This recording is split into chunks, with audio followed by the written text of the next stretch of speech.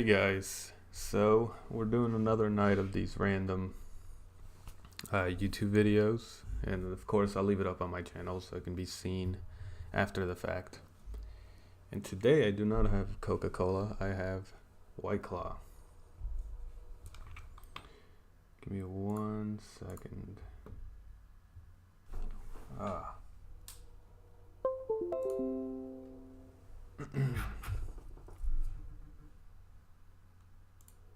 There we go. Had to get my camera up.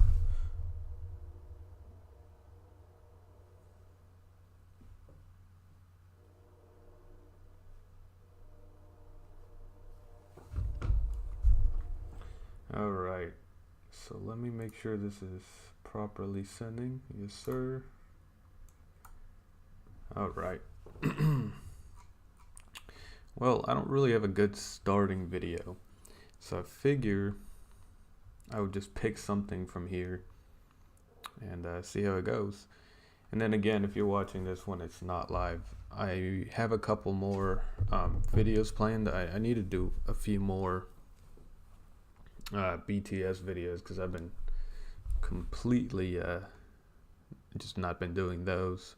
I've been doing a lot of Vonda recently, so I kind of want to mix it up and have a couple of each one basically.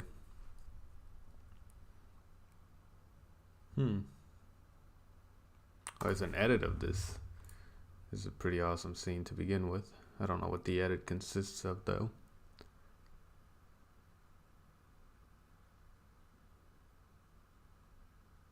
Let's see what this over the past 11 years, some absolutely amazing bases have been built on the oldest Anarchy server in Minecraft. So when I was sent some screenshots of this clock tower a few months ago, I was not that impressed. It looks like someone just took a schematic of Big Ben from the internet and built it in a random snow biome. Why was I supposed to care about this? Well, the two anonymous players that sent me the screenshots told me something that instantly grabbed my attention. There's a reason this sandstone tower looks so out of place in a snow biome, because it was not actually built in survival mode. It was placed here using World Edit, something only an admin should be able to do. Now in the past... I guess not a whole lot of people would know what 2v2 is, but apparently it's some server... Well, I say that, but I mean, this guy gets like millions of views on his. It's apparently some kind of anarchy Minecraft server. It sounds really cool. They do a lot of cool shit on that's managed to secretly obtain admin powers and use them to place bases onto the server. His name was Tristan. The two anonymous players claim that this tower actually belongs to him, and it's been hiding 1 million blocks away from spawn for the past 7 years. That's a very bold claim. They even provided chat logs of Tristan discussing the tower's existence, but I still wanted to research this topic. This is I don't think they... Oh, I guess there's a lot of like hackers on there, but I don't think they can use mods or anything. So if it's 1 million blocks away, it meant they probably walked there. At least that would be my guess. Myself, or did like and travel all the way out there to see if it was real. Getting there was... Oh shoot, what's the other realm called? The Nether. They did the Nether traveling, which speeds it up, I think, by a factor of 7. Was not easy, which is why I recorded the entire journey. And I'm glad I did, because some major discoveries were made along the way. It really makes this like super dramatic. Let me go and find something else for now. Let's see.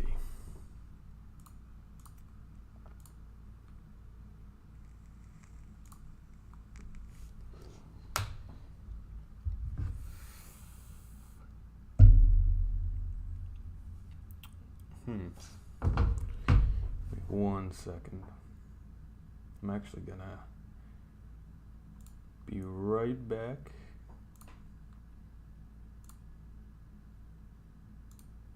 I think the mic still works though, so I can talk a little bit.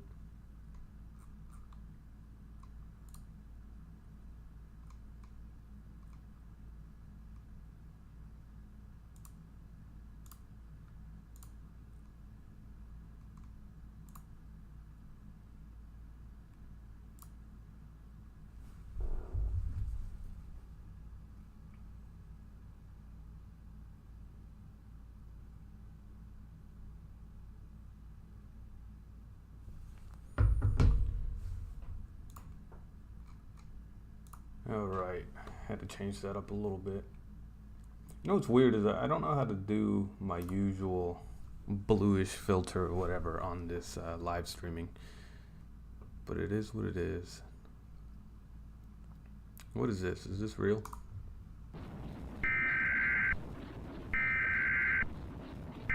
Yeah, it looks like it is, I think. This critical message is from the United States. Never mind.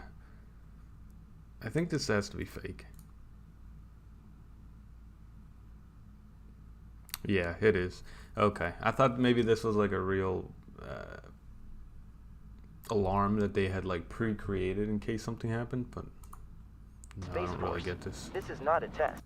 Change of atmosphere leading to increased exposure to radiation. I would have known that. Never mind. Oh, Mr. Who's the Boss did an NFT explained video. Minecraft's greatest accomplishments. This looks interesting. Titan's real size. Oh, hey, wow. Thanks for joining me. I'm starting to get pretty lonely in here. I just wanted to talk about my favorite anime, Attack on Titan.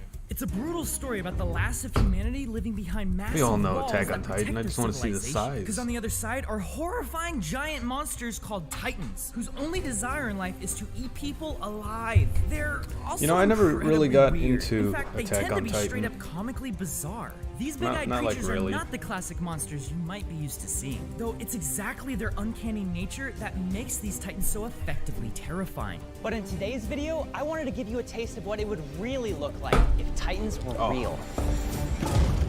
Be right back. I'll do my best to avoid stories. I'm gonna leave for one more second. Be right back.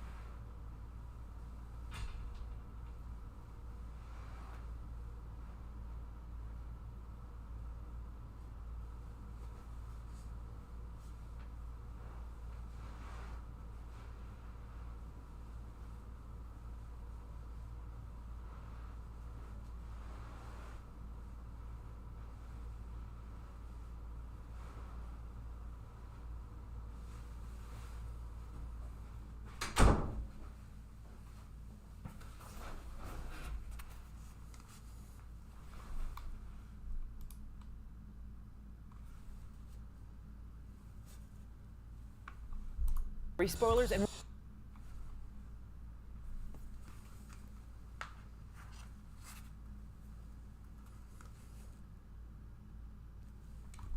we'll only be pulling from the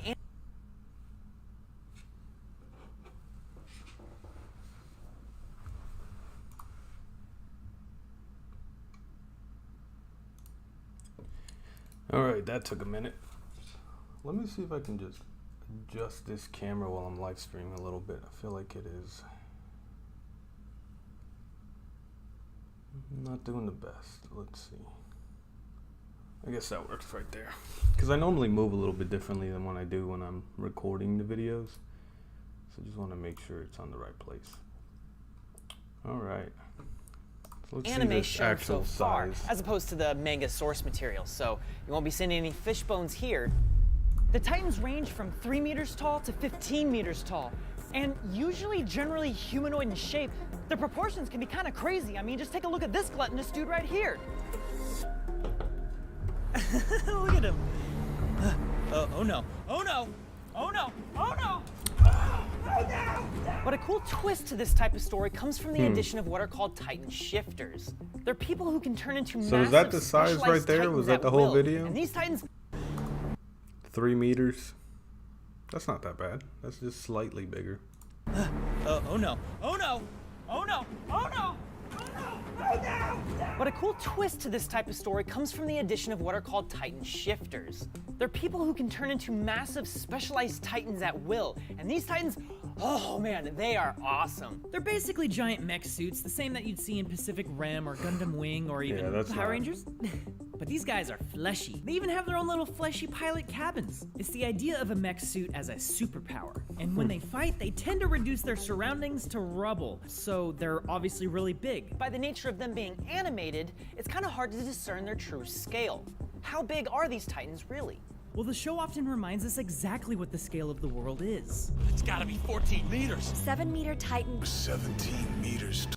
56 feet. Two 15-meter Titans. 4-meter companion Sonny. We know that the main character, Eren Yeager, has a Titan form that Like is a lot of build-up just to 15 show what meters tall. 56 And if he existed in real feet life, look. this is what he would look like, towering over these industrial buildings of Los Angeles. Another Titan That shifter actually is doesn't Eren's seem biggest that big. rival, the Armored Titan. Although much wider and more built, he's the same height as the Attack Titan, and the rivalry between these two is pretty awesome. You wouldn't want to be anywhere nearby when they start fighting. Fix this lighting.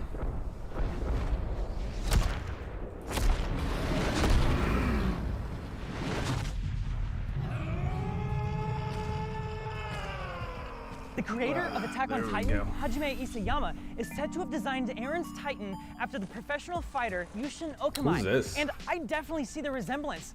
The Attack Titan's basically just a bigger version of him. I More mean, likely it's pretty cool, like the designs that he's doing. to be struck by lightning than to be as Kind tall as of. Shaq. That guy doesn't look that good. Who's that guy? Levi or whatever his name is. I To don't be really struck by watch this lightning very often. than to be as tall as Shaq. But there's only one person who can hold the record for the tallest person of all time, and that was Robert Madlow, standing at almost 9 feet tall. His height made him famous, and he even toured with the Damn, Ringling 9 Brothers feet. Circus.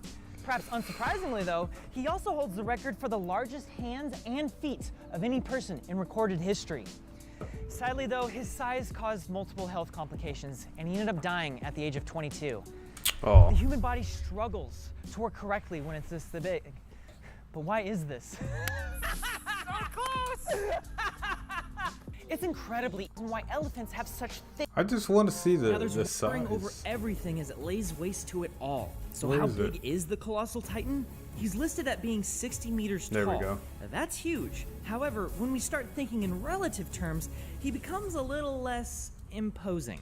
For example, this is a football field, and this is the Colossal Titan. At less than 200 feet tall, he wouldn't even come close to the full height of the Statue of Liberty, which Damn, most New he's not Yorkers even will that tell tall. ya isn't really all He's a that short big. guy. For them, it's just that little thing off in the distance. same you as, like, know? the 6 Now foot here's people. something that blew my mind. Remember Or not that 6 little foot, boat that the got 4 stuck? foot. Well, the Colossal Titan could lay down on that ship sideways. Like, I'm talking without sticking out on either side or hanging off at all. This really makes the Titan look tiny. Although, to be honest, I think this is more just a testament to how huge these ships are than anything else. I mean, this ship is larger than the Empire State Building. And if you want to find out how it got stuck, I recommend checking out Practical Engineering. If you've seen Godzilla vs. King Kong, you're already familiar with the two most famous Titans that humanity has come up with Kong over Aren't those 100 way meters taller? tall, Yeah. and Godzilla at Well, these 120 Titans don't look very big meters. anymore. Godzilla is literally twice as tall as the Colossal Titan, and I don't know how to feel about that. They would probably just kind of ignore him as a nuisance. So then why does the Colossal Titan appear so colossal? We touched on this in an episode of Animators React. For one, the show can get away with things you can't in real life because it's a cartoon. You can exaggerate different Cartoon? skills by Oh. simply having different field That should just throw away this whole video now. of views for the foreground versus the Cartoons. background. Also, intentionally making something appear larger builds a sense of tension and visual drama when you have to face an unfathomably large opponent. They take this even further by making the Attack Titan appear tiny when he's trying to fight back. Like he literally looks like this tall. Like seriously, look at him! He's barely as tall as the first floor of the building. How is any of this to scale? A more common example of this idea is the wall surrounding humanity. It's a 50-meter wall, which is certainly a huge wall as far as walls go. However, the way it's depicted in the show makes it appear like it's the wall from Game of Thrones. And you'd totally be forgiven for thinking they're the same size. However, the wall from Game of Thrones is over 4 times larger than the wall from Attack on Damn. Titan. That's well So over Attack 3 on Titan times is just a taller than bunch the of Colossal short Titan. people is He what would I'm not getting be from able this. to scale that wall. Although it is the Colossal Titan, he's a very hot dude. Maybe he could just lean up against the wall and just melt through it. I don't know what I'm saying here. Listen, we've all seen airplanes before. You know the Boeing 747? Imagine leaning that up. What the hell? Thank you so much for watching this video. That was interesting. It just made me not be as impressed with the Titan sizes, but I guess that's what it is. We got BTS Dynamite, the one of the few songs I know from them. From the reacting, actually. Well, let's see what else these suggestions show me, I guess. Key appeal is always great, but that's probably copyrighted, so I'm gonna leave it alone. I might skip through this video, actually. Hey, Bravid. Is that how you say it, Bravid? Cardistry. No, what is that? Is that an artist? Or is that like a channel? Hey guys, welcome back to the channel. We didn't think that we could top our last I kind of just want to see the video, before and but after as you of can this. see, we did. We talked to the owner of this car and Where's the before and after? Obligated. Look, I'm like, you're obligated. Do you see what they did to my car? And you have to look at the truth. Wait, watch this. How do you even Watch let your this car level get to too. this level is my how all question. the water got into it to make it this moldy, but she thinks there might be a leak in her sunroof, which is definitely possible. Bro, if I saw my car getting like that, I don't know. It wouldn't fly with me. Looks horrible. If you guys want to see her reaction, Unless it's we maybe actually like were a able to second get it, car and I think she's it's got the or best something. reaction we've ever had in a video by far. So make sure you watch all the way. But what is cardistry? Let me search it up. I cannot spell. Is this what you meant, or oh, like card tricks or something? I actually used to do magic tricks with cards for a little bit when I was younger. I don't know why I did, but it was fun. Let's see the art of it. We can look at tutorials later.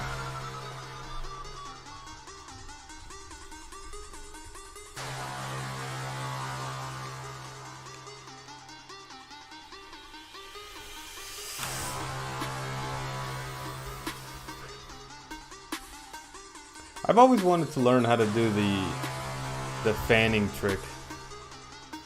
You know what? Hey, how's it going, shrimp? Guys, give me 1 second. I'm gonna grab a pack of cards and see if I can do this. Hold on.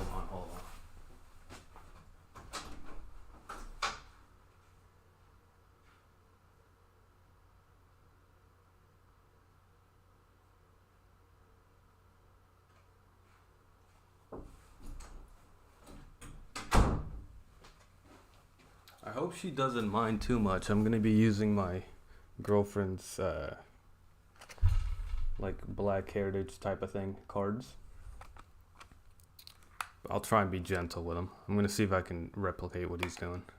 It's been a long time though. I haven't actually done any card tricks in a long time. Oh, these cards look really nice. Look at that. I don't know if you can tell. I don't know what resolution I'm streaming on, but these are like really dope cards actually. All right, let's see what he did. Let's see. Oh, he's using the box. No, I can't do that one.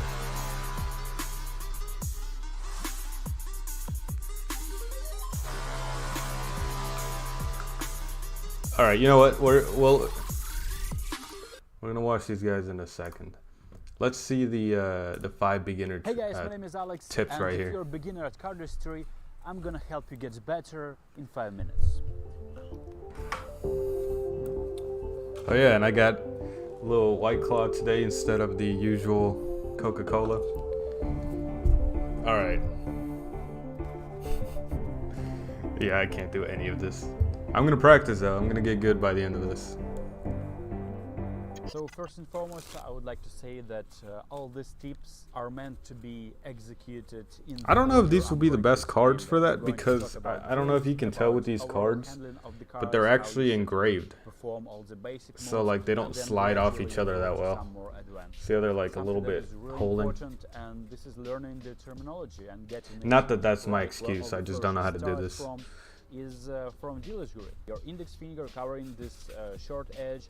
On the long edge, Yeah, these are long nice, edge but is I don't your think they're thumb, gonna work for and these tricks. on the opposite long edge, you have your middle finger, ring finger, and pinky. This is called Seedless Grip for a reason, because you can deal the cards I do remember though knowing how to do tricks where like I could place cards where I wanted them. In your left hand and deal the cards with your right hand like this. Not for like cheating in games or anything, but it was for really important. The card same pretty tricks. much, but your pinky is now opposite of your index finger. This is normal. Kind of probably what he's gonna show me here, but like what I used to be able to do is shuffle cards, but I could pick the order that they would be in, like the top 5 cards, and then I would do some kind of like, oh look, the top 5 are all aces or something. This is, or you know what I mean. Top 4 are all aces. Do when you're performing something like Charlie card. But I'm gonna. The other grip, which is oftentimes used in Magic, but sometimes in Cardistry as well, is called the Beetle Grip. If you're right-handed like I am, the Beetle Grip is probably the only grip where you're holding the deck in your right hand. You're holding the deck with your thumb over here. Alright, I'm kind of curious at seeing like a Cardistry master now, to be honest. Let's see this guy right here, Slim Jim. Oh, Shin Lim. I said Slim Jim. Now let's see what he does.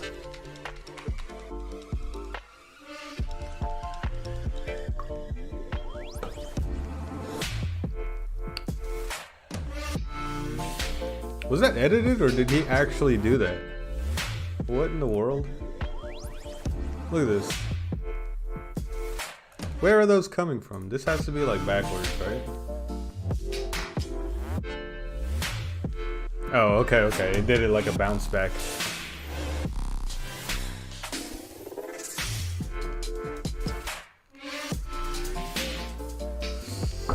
Well, man.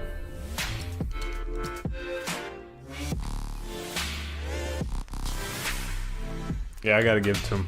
I'm nowhere near that level. I mean, I was never near that level when I did do card tricks. This just looks dope as hell.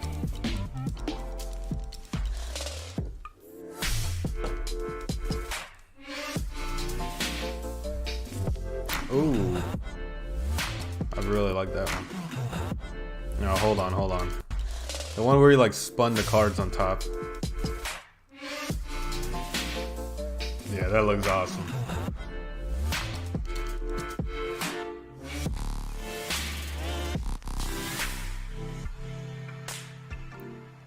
Oh man.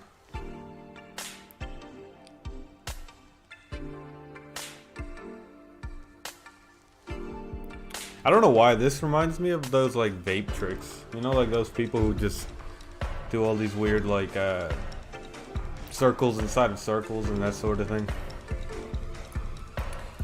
I do not vape for that, so I'm not very good at it, but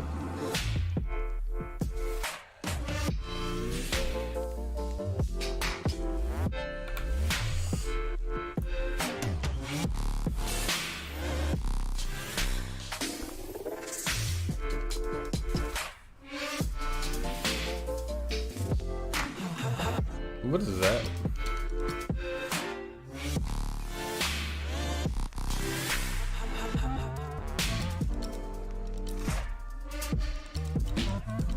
Is there like competitions for this? Let me check. It'd be kind of cool if there was.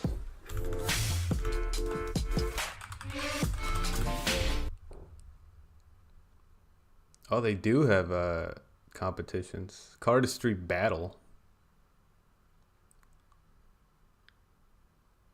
How do these work? All right, let's see this guy. 3 contestants will enter the final. How will they? This is just one guy. How is this versus anybody? I thought that was a tournament. All right, let's see this one. Yeah.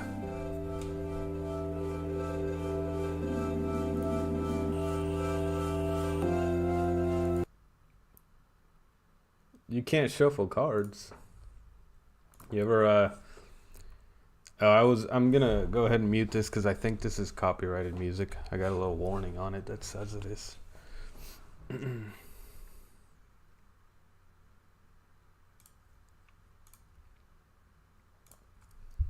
Do you buy one of those like shuffling machines or whatever? Those things come in handy because sometimes Like, I can shuffle pretty well, but sometimes I don't want to, like, just sit there and actually shuffle every time, you know, when you're playing, like, poker or something. Ooh.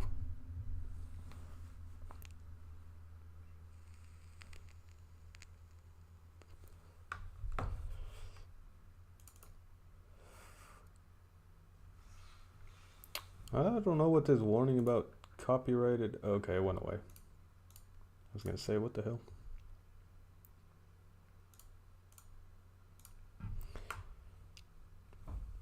Yeah, I don't even know how you like figure out some of these tricks, to be honest. I know I wouldn't let him shuffle at my poker game though.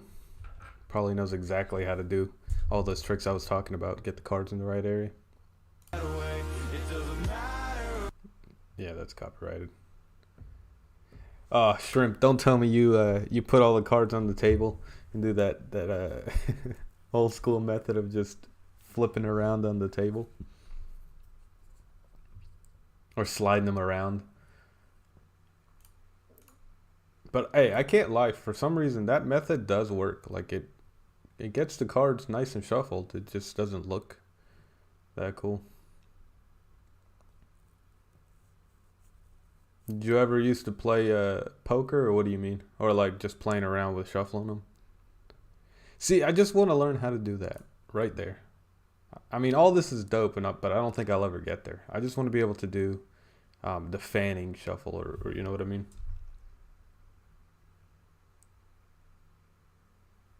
Like, that's simple enough for me, or I might be able to do it one day.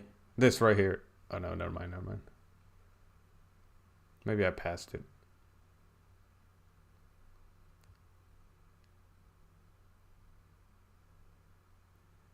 Damn. Oh, they have the competition once a year. Where is it? Where is it held?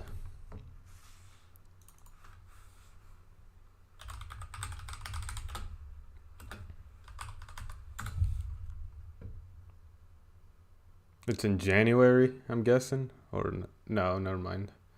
Let's do 2021. See when it happened. How do I get rid of this? Go away. Cardistry Con Championship. That's what it probably is. There we go.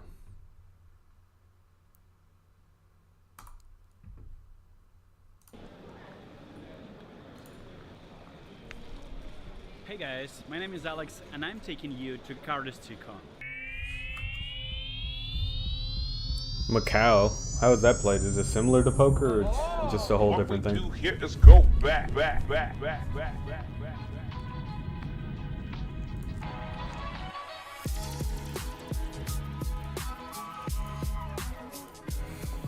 Look, they put an actual plane in here.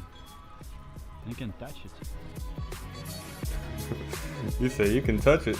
I'm in the heart of the Amsterdam. For some reason, all the locals have gone to the holidays, and there are no tourists at all. Where is this at, though, real quick? Oh, it's in Portland, Oregon. And it says in 2020 it was in Brussels, but he said Psych. I wonder if it was there. I guess I could just Google this. Cardistry Con 2020. 2022. I can't type on this gaming keyboard. It's probably canceled because of COVID. That's what I'm gonna guess.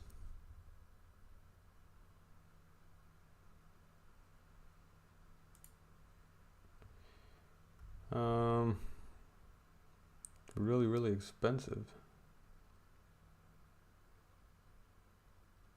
I don't know. And these canals are all mine now. My connection flight to Portland was delayed, so I had... This is a cool little, like...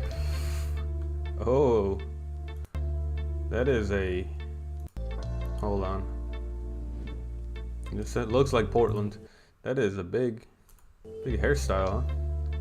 That's what I was looking at. This is interesting, but I kind of want to get to the card tricks. Oh man, a table of cards. That's dope.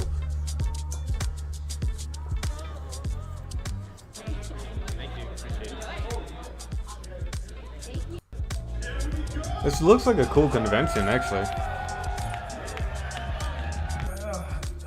I tried to do a Shondo backflip yesterday.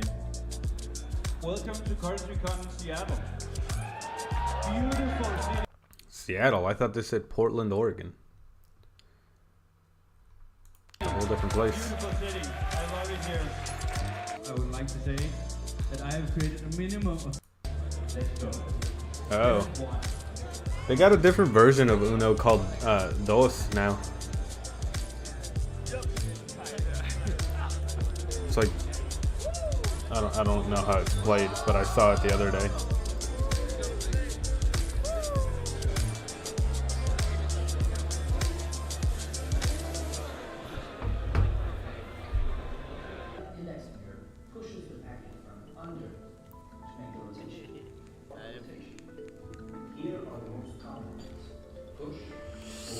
Oh, okay. So they alternate in different countries. That makes sense. And you gotta be really into cards to like travel to another country for the convention. Oh, I'm calling it. The guy in the red shirt's gonna win. Oh, the girl in the red shirt, I should say. She's gonna win.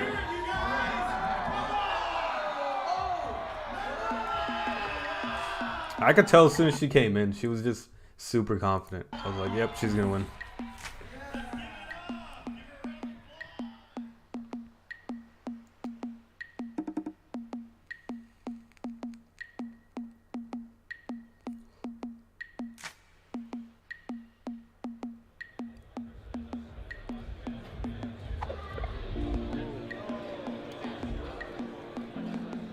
Even like the simple tricks look really cool.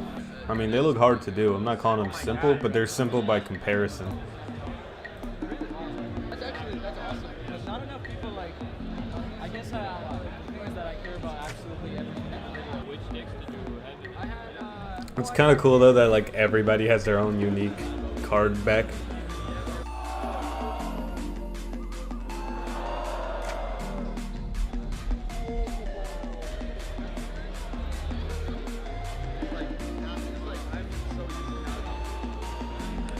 Oh man, I gotta get my own custom back made.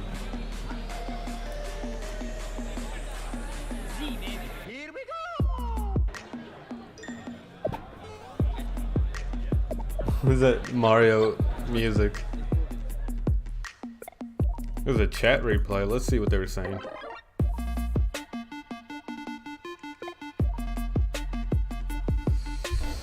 $500 people went to this. I wouldn't have expected that, actually.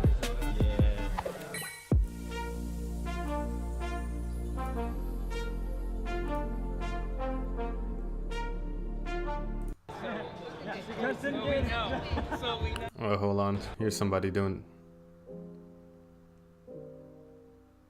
Oh, I want to learn how to do that. See, like, these look more attainable to being able to do it. Now, I'm not saying they're easy. But it would be... something that I might be able to do. Yeah, that's interesting. I'd never even know that was like a thing. You said you have an exam tomorrow. Isn't tomorrow Saturday, man? Why do they have exams on Saturday? That sounds horrifying.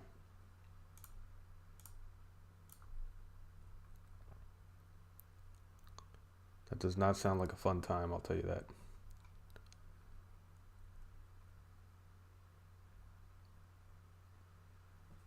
What's the test on? What are you taking like for college or something?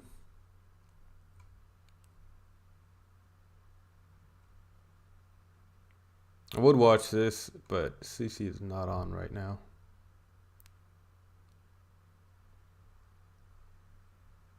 What's that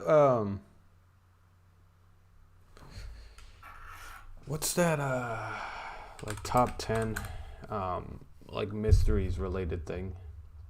See a top 10s video.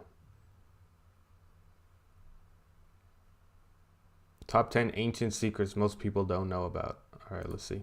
Egyptian curses, Vatican archives, and some gladiator combat. Honestly, we have a wild one today. Welcome back to Most Amazing Top 10. Here are the top 10 ancient secrets most people don't know about. Let's You said you have free time from school. dive in. Kicking off the list at number 10, ancient exercise. Athletic gear today is amazing. We have shoes that correct your stride while you're running. Well, good luck on your backpacks exam. filled with water. We have clothing now designed to keep you cool. How does it even, what? It's quite impressive I'll let it stuff, ride but just out. how did ancient civilizations do it? What did we do before New Balance opened? You know what I mean? Well, ancient Greeks, believe it or not, You got this, man. naked. Completely What naked. time is it just where you're at?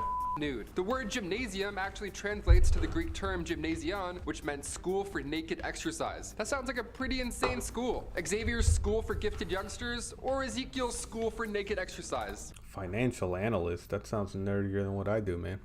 Good luck though on it. In school, Xavier's school for gifted youngsters, or Ezekiel's school for naked exercise?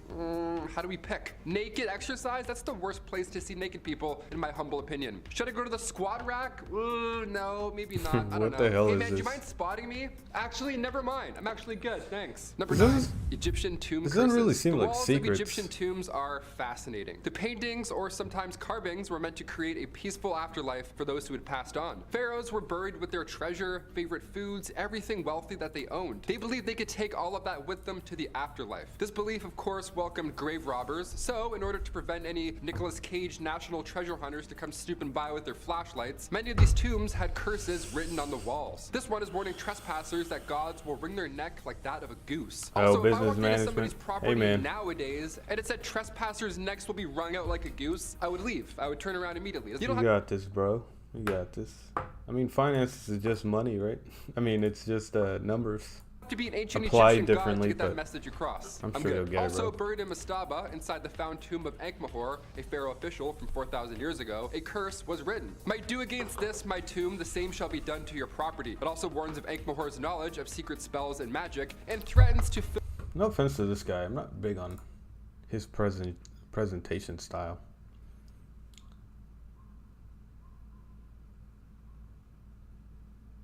I feel you, man. I feel you. That's how I see it. Because, like, you can learn everything online, like I did. But you do need a foot in the door to go along with that. You know what I mean? Because diploma is definitely kind of your foot in the door to get a... what do you call it? Your foot in the door to get basically an interview. And then I think the interview is all about how well you speak to people. I want to see like a ghost video. Ghost caught on camera or something. These are always funny. Oh, okay. Where are you thinking of moving? See this guy. Coming to the US?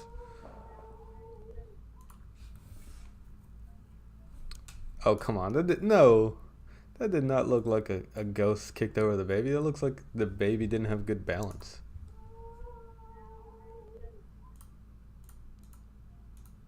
Bruh. That was not a ghost. What the hell?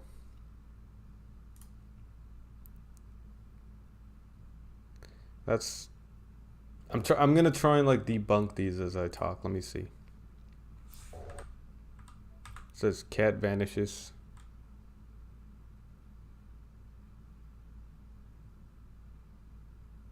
I don't know. I work with cameras a lot, so I'm able to kind of normally figure out what's going on. Germany. I don't really know anything about Germany, like what life is over there. That's cool, man. When are you planning on moving?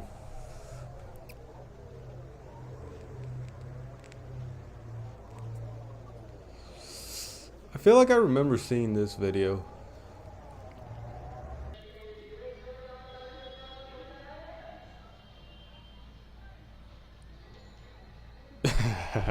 What the hell? I actually don't know what that could be. Because it was moving smoothly. I mean, Photoshop is usually the answer. But I'm trying to like see if it's an artifact of the camera or something.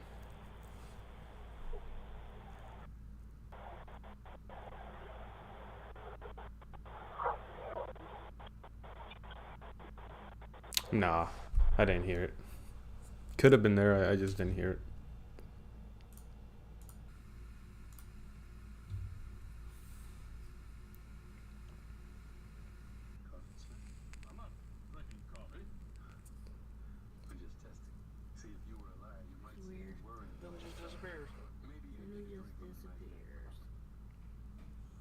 I feel you. What made you want to move to Germany? Is it something specific, or you just like the culture there or something?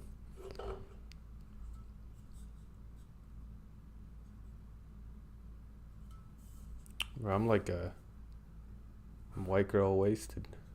Not really, but I've been drinking these White Claws.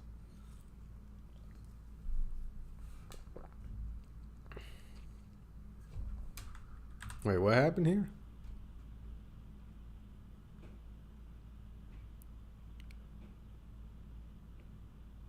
I don't know. That just looked like dust going over the camera film. I wouldn't call that a ghost. Naughty words.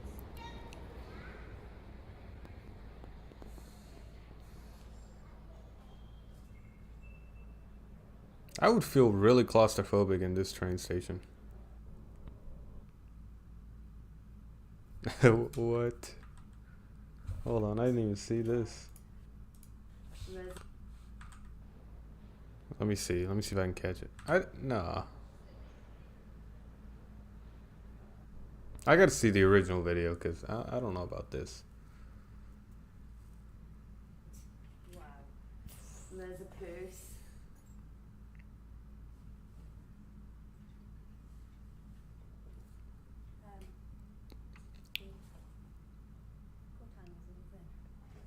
I'm paying attention.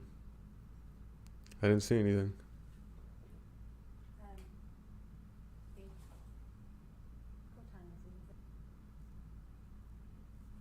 No.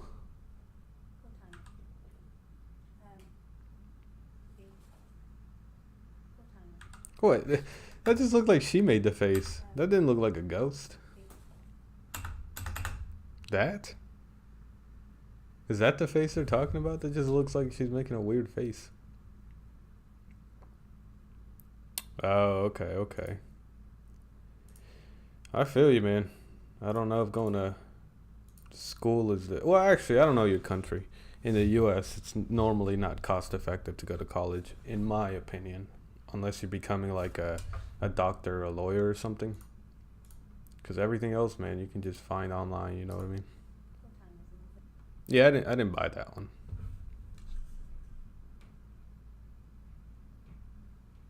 I don't buy that one bit.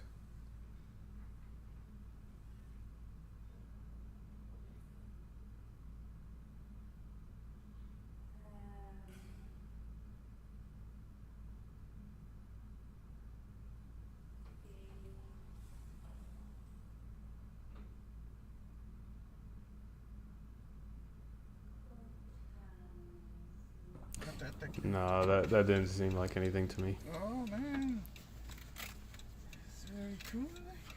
That is a weird looking man in the woods. He just wants to get him some meat, bro. Why is somebody recording him?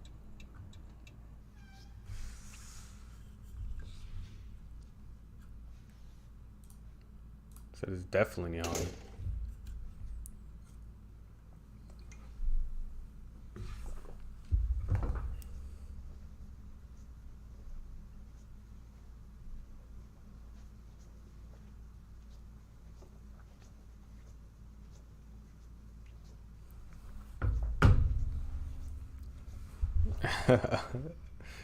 Oh man, that didn't look on it. That just looked like... I wish, and I know if it existed, it would be all over. Like, I would already know about it. But I wish it was something that just really made me feel like it was real. Because a lot of these, I don't know, man.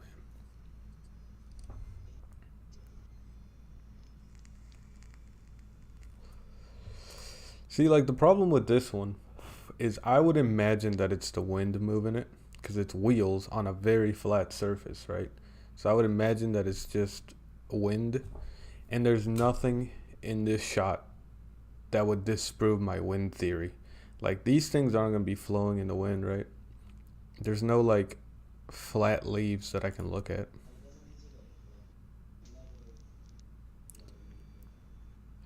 That's what I'm saying. They just don't look very real.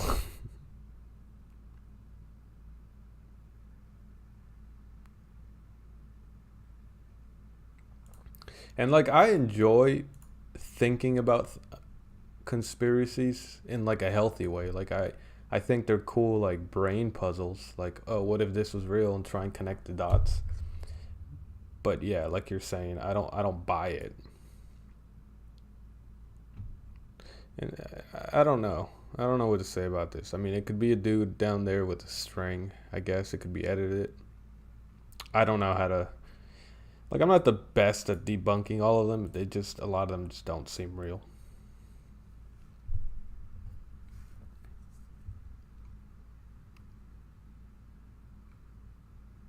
Ugh. I would watch this, but I felt like BuzzFeed would just close my stream down.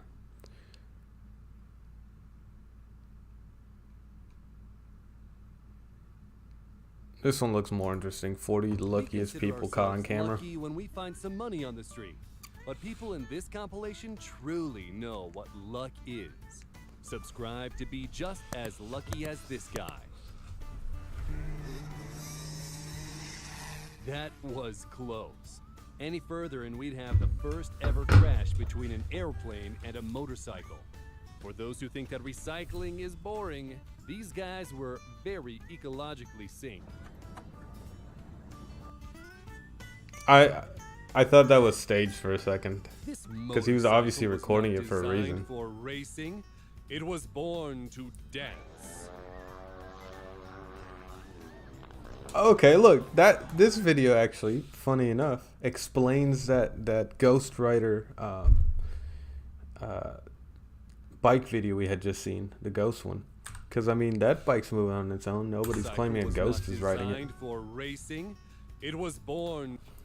I stopped speaking Spanish when I moved here. So I was born in Texas, and then I moved to Mexico with my grandparents or my grandma for about a year and a half, maybe 2 years. And then when I moved back to the U.S. To go back with my mom, she didn't let me speak Spanish. She's like, now we're gonna be living in the U.S. You gotta learn English. And so she only spoke English to me, and then just over time I forgot it basically. Just never used it, you know what I mean?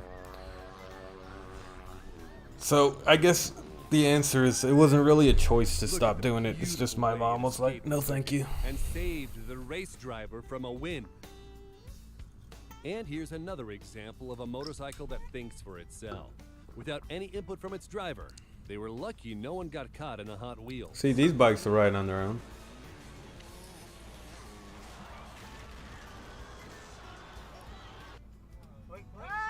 Oh, that's when not you're lucky. Going past a construction site and you get to celebrate your new de facto birthday.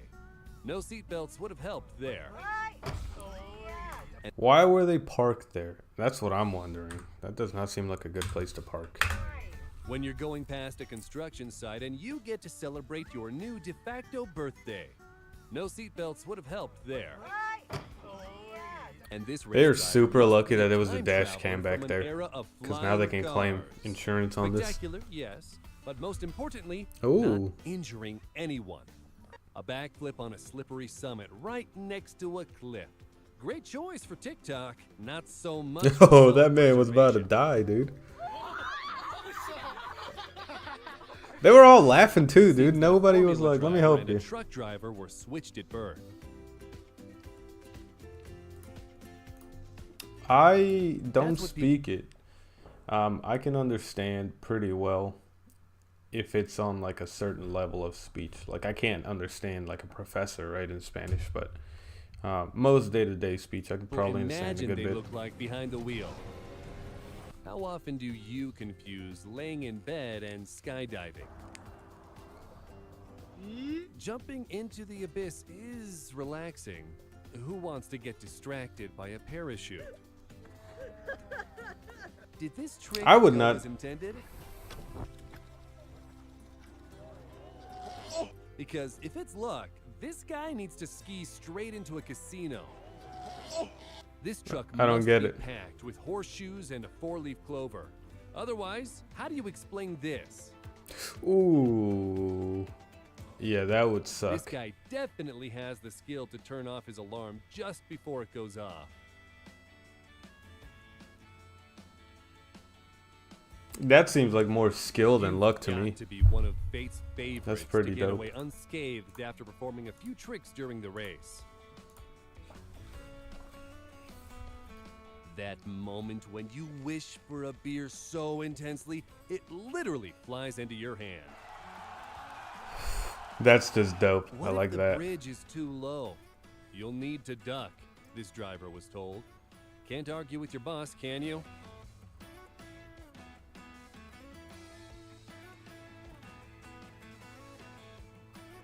A goal? Yeah, those Not just- on my watch. The defender literally chased the puck, ending up in the net himself. Hey, that counts, right? Or is that a foul? I don't really Perhaps he watch should try hockey. his hand at competitive running. It's as if his luck gave him a clue that he picked the wrong sport. That kind of amazes me how are those Hero suits 2020 and decide protect wanna be you so picked well. for your national team. Unfortunately, your skills are only good enough for throwing garbage away. Oops, wrong address. A careless duck nearly became an item on the Croc takeout menu, delivery and all.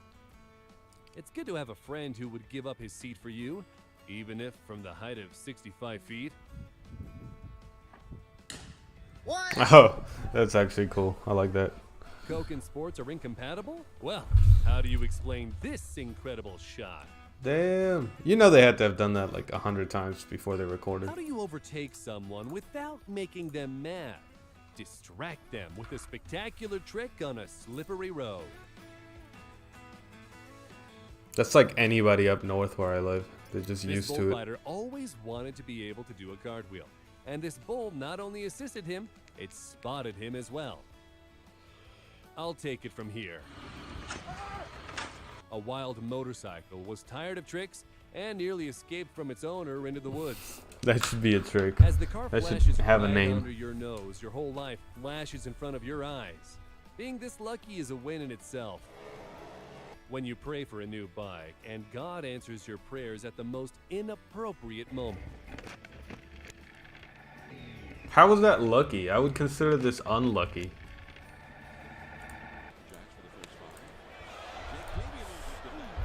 Baseball fans are the only people happy to see a bat flying towards them. They even call that luck. Did you see that, Cece? Overpasses are such a drag.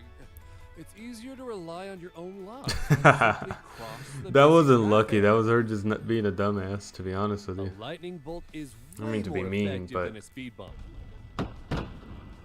Thankfully, the passengers got away with nothing but a fright. Ooh. How did they The more not risky get the trick, electrocuted the from more touching the metal? spectacular it is. Surprise, motherfucker. And a little bit of luck makes it perfect. Straight into the dumpster. He could have done like Now you anything. don't need to go downstairs Gone and backward or clean it up. forward. Come on, come on, come on, come on, come on, come on. A lucky driver and an unlucky elephant. It's been trying to get a ride to the watering hole all day. Got lucky with a promotion. Pay for one bottle, get 2 more for free. Damn. Train hard and your opponents might What about the just 2 people that fall were right unlucky and before didn't the get their finish money's line. worth? The universe must have tipped him off to stay back. Do you think this horse isn't too happy? The jockey didn't think so. With a bit of luck and peace of mind, you'll be happy anywhere. And this guy missed the opportunity to gain superpowers. Maybe his superpower is dodging lightning. You know he got hurt though. That was water on the Nearly ground. took off on an Like I unplanned feel like he would vacation still get right in the middle of a shocked a report. little bit. Who knows what orcas feed on? We're not sure, but still, we wouldn't get this close to an orca around. Looks like it's sunset. just you and me now, Cece. On his way to the beach, Did you not end up going to traffic, that thing with your couldn't friends? resist. Jumped into a river full of crocodiles. He was lucky they resisted an unexpected snack. Have you ever been this lucky? Bravid from, what do you call it? From the Discord came on earlier, and he showed me this like card trick competition, Cardistry. It was kind of cool. You want me to watch one of those eating ones again? What's his name? Steve. Oh, I thought you were gone, my man. This YouTube thing does not show the best. It doesn't show me who's actively on. Like, it just like makes it up. Sometimes it says people are on, sometimes it doesn't. 1989. Cigarette. Hell yeah. Where are the cigarettes? Which one has a cigarette?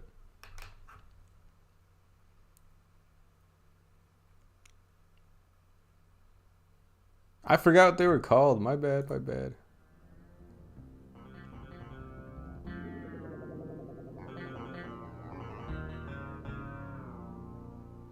This is a 1980 data production meal combat individual or C ration. Beans with frankfurter chunks and tomato sauce with a B2 unit. Alright, let's check this thing out. Ooh, 1945. World War II.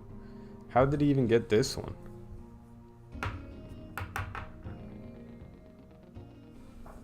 This is an original World War II U.S. issue K ration. There's a lot of Mexicans in Texas, but production started in May a whole lot of European people moved in there. So, but yeah, Texas was part of Mexico at one point, and then they got taken over. They got stolen. Fat with added biscuit crumbs, and you also get coffee, biscuits, bouillon, confection, cigarettes, sugar, and chewing gum.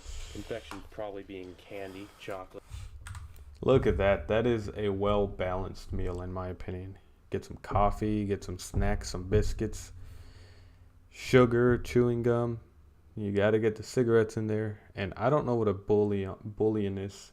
I don't know if you guys know what that is. Cigarettes, sugar, and chewing gum. Confection probably being candy, chocolate. Packed by the Cracker Jack Company, Chicago, Illinois. The three main producers for the K-Ration were H.J. Heinz, the Cracker Jack Company, and Patent Food Products. Notice, mosquito bites cause malaria. If you're in a malaria zone, keep your shirt on and your sleeves rolled down. Use mosquito repellent when out of doors between sunset and sunrise. Damn, they had malaria all the way back Open then. your bag carefully. It may be used as a waterproof container for matches, cigarettes, and other items. For security, hide the empty can in wrappers so they cannot be seen. This is a late war production morale series when they started adding color. This one was green, dinner was blue, breakfast was a kind of brownish red, and they had the morale one. Little designs. Before this, it was just very standard, just a supper ration type K, just across the front, and that was it. The thing about the K ration was it was only. I feel like you're right, and I should know this because I'm Mexican myself, but I grew up in the U.S. So let me see, Texas.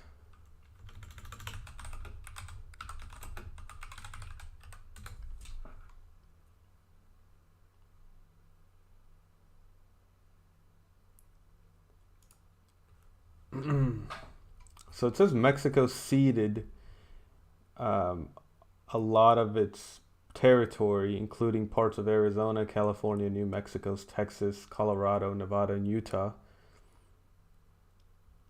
No, it looks like it was it was during the Mexican-American War. Though you may be right. Maybe they got their own independence. 950 calories per ration, still not nearly enough for the soldiers that were fighting. These things were only intended to be used for the first several days of frontal assaults, but the K-Rap... This is crazy. Is he actually going to eat 1945? ration turned out to pretty much be the main feeding source. Oh, you got a Portuguese girl, huh? I didn't know that. For a lot of these guys, and menu fatigue. My girl is because only North American. Also, if you were lucky, ain't that right, Cece? A Cece? little heating stove for your can and some heating tabs. These are the original. All right, I'm gonna let this keep playing for a second. I'm gonna run out and grab me another White Claw because I'm on my white girl mode tonight. I'll be right back. As the ration itself, if not more so. sometimes guys would be issued heaters, and this is a nice example of one. United States Marine Corps, 1943. All right, let's open this thing up.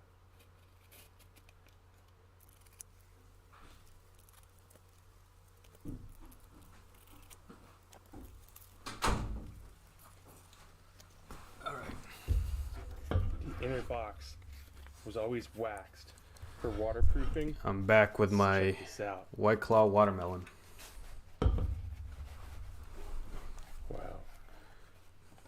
Definitely a good bit of leakage in the container. It's not surprising.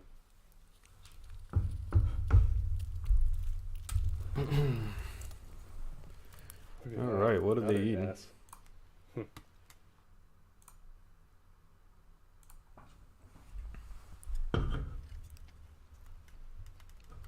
But when the cardboard looks old, I feel like you should probably not eat it, but... It's a nice little library smell. Hey, I mean, he's alive, right? This was recorded in 2016, so I guess he didn't die from it. So it's to be expected to see a little bit of damage.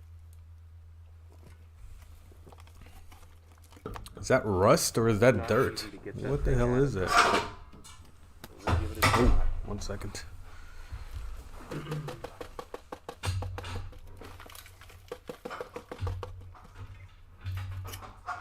There was the key.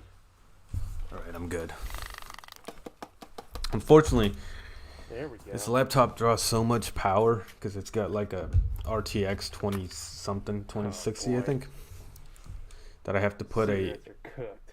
I can bet on that. Oh, he's not gonna smoke the cigarettes. Look at those things. They've seen better days. I think there's a piece of gum stuck in there. See if I can get that out. Yep. Wow. Now it's empty. Now this here, I'm just gonna. How much does that cost? Sealed. That can't be the same cheap. Exact thing as before. Now we get to check out the contents. I'll take this. I get that you can like buy these things, like they still exist, but this man on this channel like eats it, I think. I don't know if he's gonna eat this one, but like most of the old rations he has, he actually eats them. And I'm just saying, I don't know if you should eat this. Like that's literally all rust. Food dust stuff is kind of subsided a little bit. Check that out. That thing used to be beef and pork loaf. Look at it now. It's just a total fossil. It's actually kind of sharp, rusty metal too. Oh, jeez, look at that. Just cut out a piece in the middle, bro. Come on. And because this is an unused example, I'm not going to actually heat this fuel tablet, but you can see here, you just set the fuel tab right in the center, and that can, if it weren't completely rusted out, I would have been able to show you, but here's with an RCI can from 1955. You can see the spacing. Oh, to heat it. That's kind of cool. So, if you didn't see it before, here are your Wrigley's PK and Camels. Boy, look at that. That's something. Hey, Cece, if you're still watching, what's one of the episodes where he smokes a cigarette? I want to see what he says about them. That old laminated cellophane pack, weathered over time. Just peel it back. Might as well just check this stuff out. Boy, look at that. Hey, I recognize this. That's what I'm waiting on. I want to see if he eats it. There's a guy. I don't think he's probably going to eat these, though. Yeah, I got this out on my... Look at the reproduction. Yeah, it's this guy here. InvictusChris@gmail.com, Ration Comp. Yeah, this guy makes like all sorts of reproduction items. It's a decent example. Look at that. I'm going to keep this one sealed. If you want to see what that looks like, I have a reproduction here made by Ration Comp. I mean, this is a cool piece of history. Makes... Oh, those are so stale. Not gonna try that at all. These things. Oh, okay. He said I'm not gonna try it. Get them out of that packaging where it was just excellent display items here. The crackers, also, those things are gonna be good to go for display for a long time. The original box. I want to see one where he eats once it. I get that re-glued, no one's gonna even know that. There we go. 1971. He might actually eat this one. Vietnam era. All right.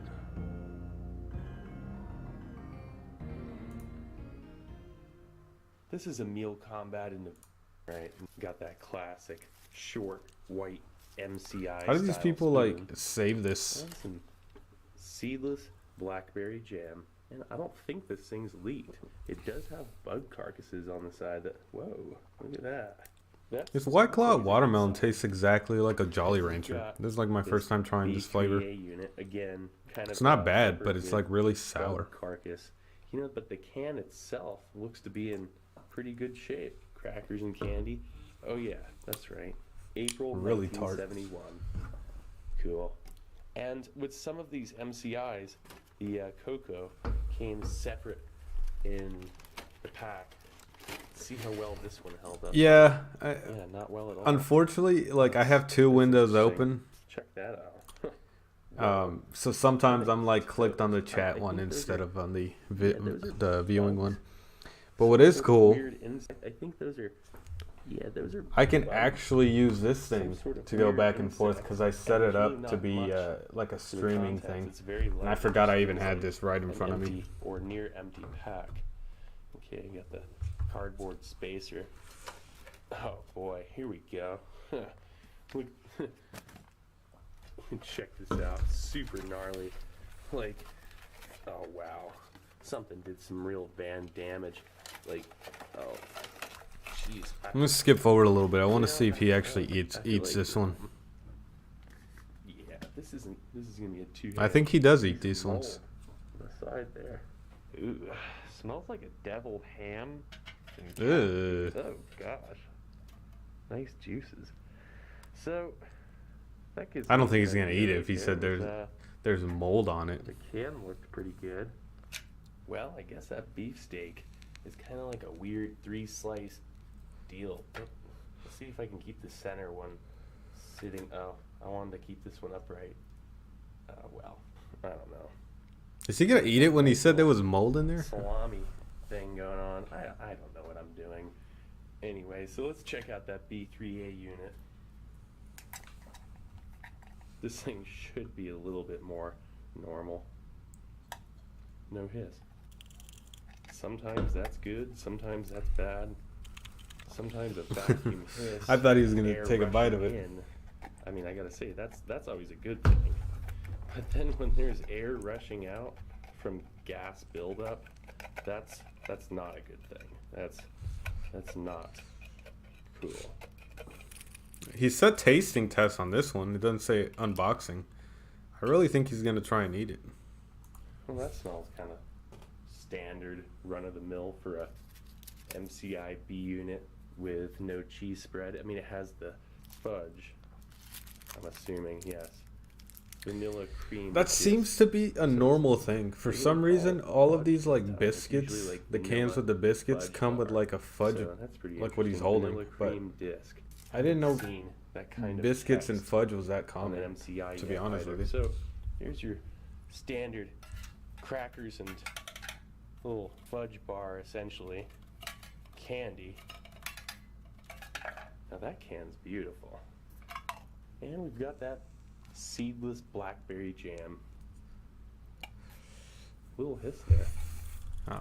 I kind of want to try them just to like not these old basically, but like some newer ones. I'd like to try it just to see what they taste like basically. That jam looks pretty decent to me. I mean, to my standards, that looks good. I've had this kind of stuff before where, I mean, it turns black, you know, or brown or something weird, but it usually doesn't maintain the color you would expect it to actually look. And that actually looks like blackberry jam. Oh, he's eating it. I mean, it's perfectly fine. I mean, the thing is, is that metallic? Hold on. No, it's not. Not really. Maybe, well, I don't know. Maybe a little bit. So I actually wouldn't mind taking a quick second. I swear, this guy to has some look at this guts to accessory just pack. be able to try this stuff. But then again, I guess jam is made to be like a so we've preservative, got- right? oh, You right. preserve Yeah. jam. Got some So I guess that Benson one isn't Hedges menthol that 100s. crazy. Cool. All right, we've got Alright, so wow, check out those spearmint chiclets. Little 2-cent Little pack. chiclets. Back when you could actually buy some. That reminds me of for those 2 pennies. Mexican candies It's I've had. amazing. And some salt, creamer, which still feels perfectly fine. It's always a treat. Some instant coffee, which, bummer. Oh, that's like tragedy. You know, with that being said, where there's one coffee instant, there's many. So. Oh we have man. that Is he gonna Dental stimulator. Stimudent. I'm just gonna let it settle on my tongue. Oh, what did he try? Firm, not so crumbly. Oh, that. Look at that thing. I'll say this, it doesn't really look bad, but it smells awful. Oh wow. And That makes you might as sense well just for get a bite anyway. jam. But what about like chocolate? I feel like that just a doesn't hold sweet- up over time. Crumbly. I'm just gonna let it settle on my tongue. Well, I gotta say, it's not edible. It's it's just an accept. This man really took a bite and just sat there and savored it, and then he's like, "Yeah, I gotta say, this isn't edible." That's badass. Well, I gotta say, it's not edible. It's just an exceptionally strong chemical kind of flavor. So I'm just gonna go over to these crackers, and you know these things will be most likely fine. I This hope. man has to have the strongest immune system now. That's exceptionally. At the stale, very least, he's got the but strongest still like edible. gag reflex. You know, it's oh yeah, it just goes down really not that well. You pick up the flavor of the vanilla cream disc of doom, and so that brings me back over to the blackberry jam. It's about as good as it gets for food value in this ration, and a lot of times that seems to be the case. You know, you just pretty much get That's a crackers, lot. jam, peanut butter. That's what ends up lasting in these things. Yeah, I mean that jam. Who made the Yeah, crackers but I are mean, this is from go down 1971. I significantly feel like whoever easier has than this must just have the taken cracker some on its own. decent Must care of say, it at Those least. crackers are unpleasant. Oh, and you know, I don't even think I've really talked about what this beefsteak even really smells like. It just smells like metal and like spam. So we're about. It just smells like metal and Well, this spam. is I don't really wanna put 2016. my nose too close to this. We're a few years later than its expiration. I Then really don't.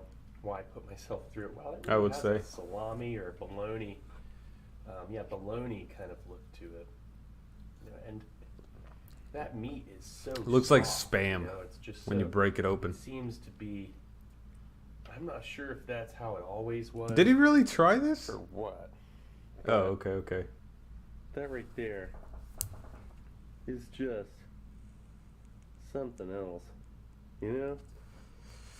I really hope he The thing doesn't about try it this. is, I mean, if you ate that, I don't know what it would do necessarily. I mean, I've never eaten moldy canned meat. You're not wrong. Planning to. Yeah, sometimes. I don't It's just not even worth 101% putting want yourself to through like it. build It's a perfectly doomsday good. bunker or anything like that, but I do want to set up I some can like never recommend go anything go to bags anybody to ever in case eat any of this stuff, more really, for but like weather especially not disasters something or like that meat. that sort of We're thing. gonna drop in the sugar. I would actually definitely kinda prepare feel for like that sort of checking thing. out the creamer this time as well, because it really feels perfectly fine. Because I've always thought like, all right, let's say there's a nuclear war, disaster or whatever. You could build a bunker, go live underground or whatever, and it really doesn't take as much as people think. I remember seeing a video that was like, you only needed to go not as crazy deep as you would think, and the walls wouldn't have to be that thick for the radiation not to get through. But the problem comes in, like, what are you gonna do? You can't sit there until the half-life of the chemical or of the radiation's gone, right? You're not gonna sit there for 100 years, or I think that's past the half point, but it's not past the lethal doses of radiation. So it's like, do you really want to just be living down in a bunker, waiting until you run out of food, and then you have to go up and die a slow death? Like, I'd rather die in the initial blast. You know what I mean? That's amazing.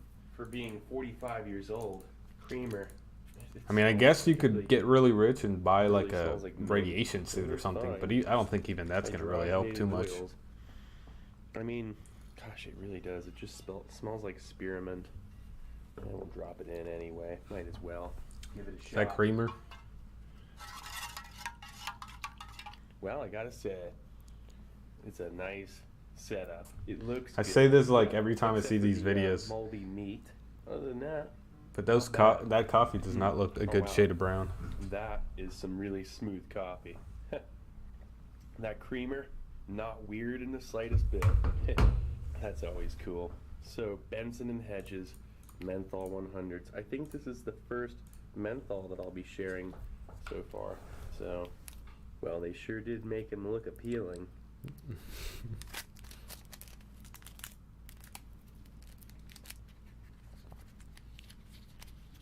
All right.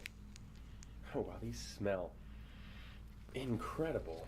It's a very light menthol smell to them, almost just like a menthol oil, opposed to the weird, you know, chemical kind of menthol. I'm not smell disagreeing with you, man. cigarettes nowadays. I'm working my Like I hardest say. to get rich. That's why I do nerdy Right. shit like learn about switches and routers. That's what I do for a living. I'm a Kinda smell solutions flavor to architect it. for like networking. This isn't a Well, not necessarily networking, but communication systems. menthol kind of smell, and on the dry pole, right? And on the dry pole as well, like modern menthols. I gotta say, this actually tastes normal. Not a big fan of menthol usually because it's just a little bit too strong of mint. This tastes really good so far. There we go. He actually smokes it.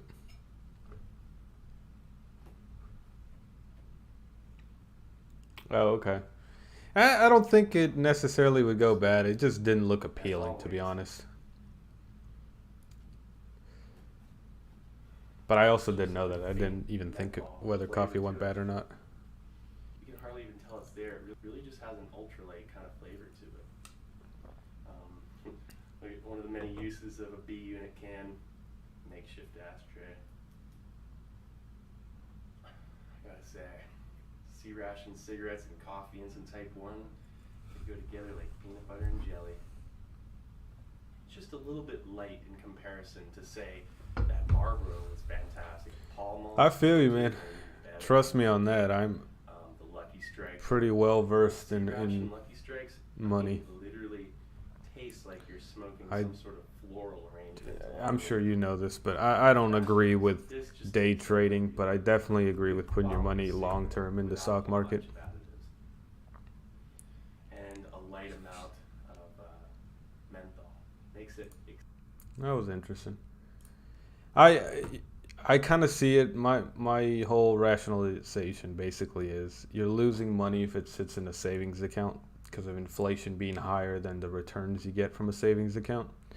And the general trend of the stock market from its inception, including the stock market crashes that we've had, is upward, and it's upward at a higher rate than inflation usually. And so if you got to save, I think I leave half of my savings into the stock market on low risk long-term stocks, and then the other half I put in a savings account for like more immediate use basically. And that's kind of my whole thing is diversify, right? Have half your shit here, have half your money in another place. That's the only downside of leaving it in the stock market though, is it takes about a week to get your money really. It takes like a couple of days to sell, but then it's got to clear through the bank and so on. You guys got any suggestions on what to watch next?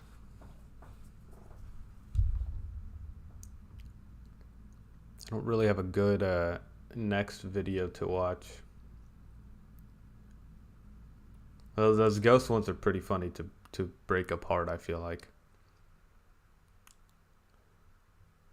What is this?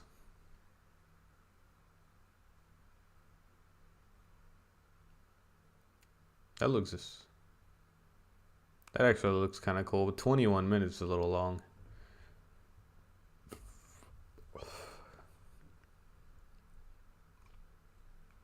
When you lie about your age.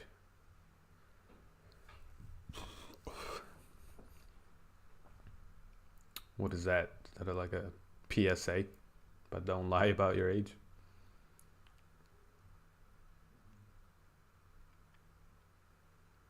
I do like watching those scammer videos. I kind of just like watching people who deserve to get messed with. So like I like watching those, like this one, the scammer call centers, where they mess with them. I like watching like the Chris Hansen videos. I feel like those people are not good. You know what I mean? Scammers included, because you know they're taking a lot more money than.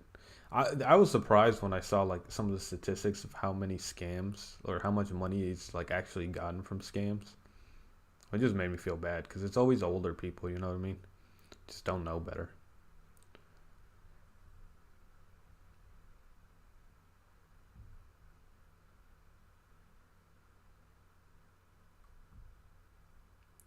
Rat clenches. Alright. Rat clenches Fist of Rage.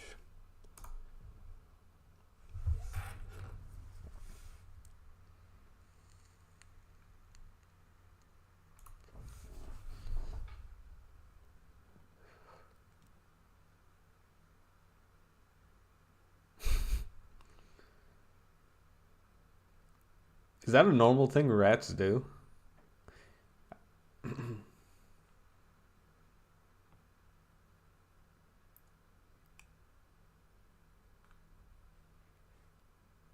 You might be a little more versed in the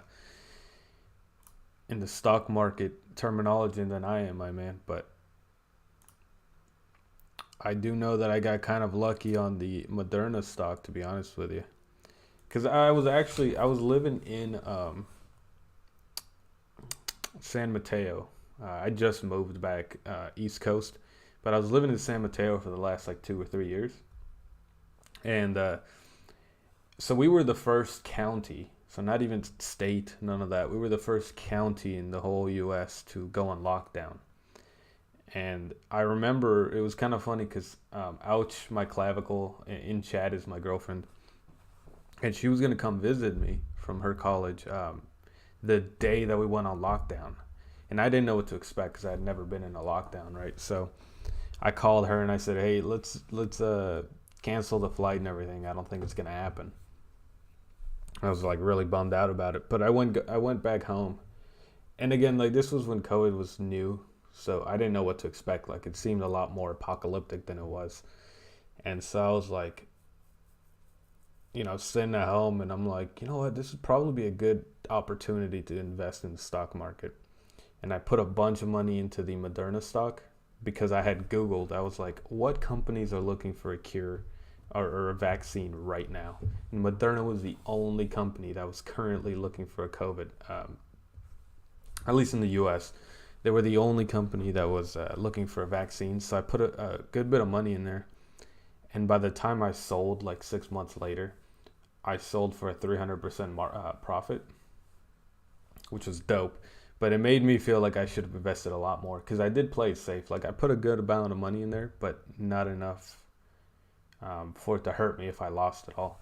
So I was playing it a little cautiously. But that's probably the only time I tried to do prospective trading. I normally just choose really low risk, low reward ones that will just beat inflation over the years because I figured I'd leave it there for, you know what I mean, 20, 30 years. Don't worry about it. And then my savings account is what I'm using to save up for like a house. It's my more immediate usage.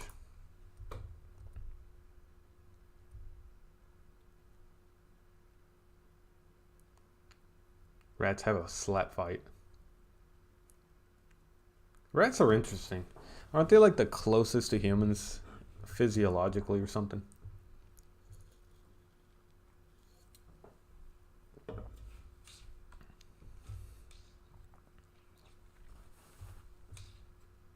Damn, man, there's plenty of food in there. What the hell?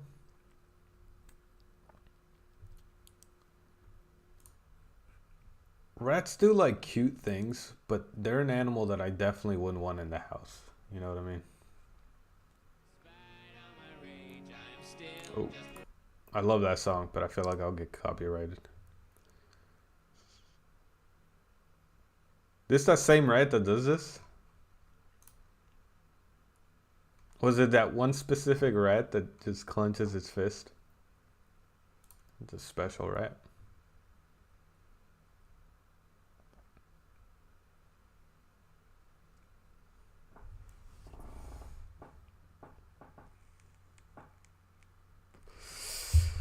Absolutely. That's why I don't you know, do any prospective trading really, because at the end of the day, all it is glorified gambling, right? It's just longer term gambling.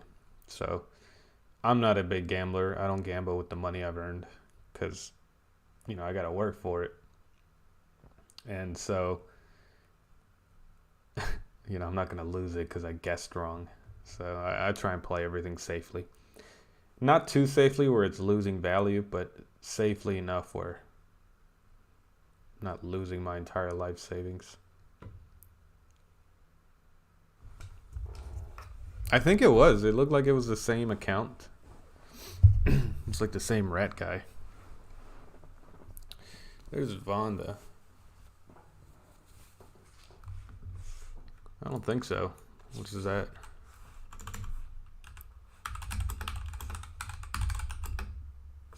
Hear a violin. You know, if it says reaction as one of the top searches, then it's probably a famous video. But I don't think... You may have shown this to me. I don't remember.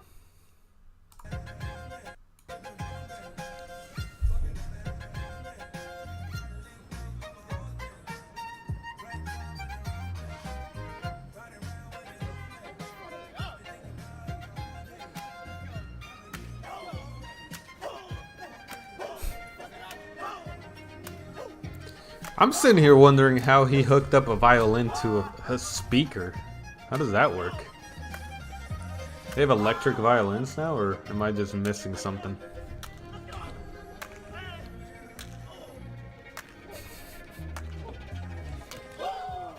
Thought the man was having a seizure. I like the video for him.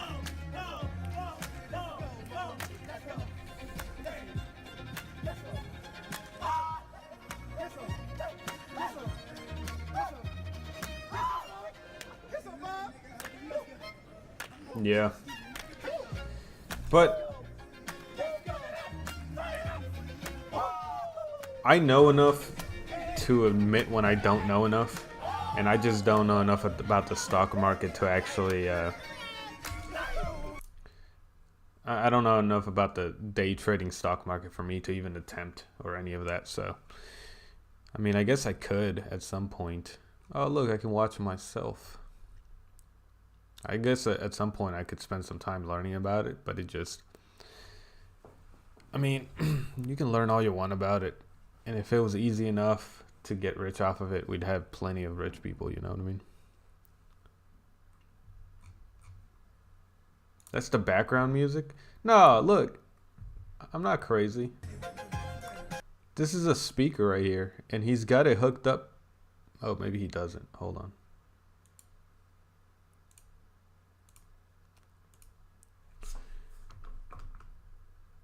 I feel like I saw a wire hooked up. Yeah, look.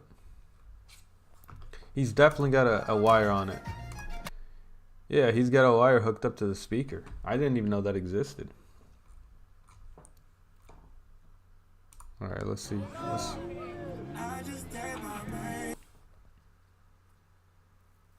My account is being used in another location. What are you talking about? Did I get hacked, bro? Let me pick something else. That was really weird. The only other locations my account is in is my phone.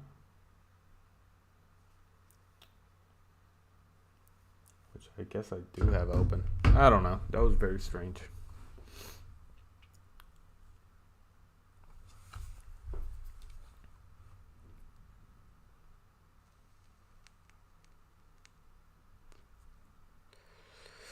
The smile test. What is this?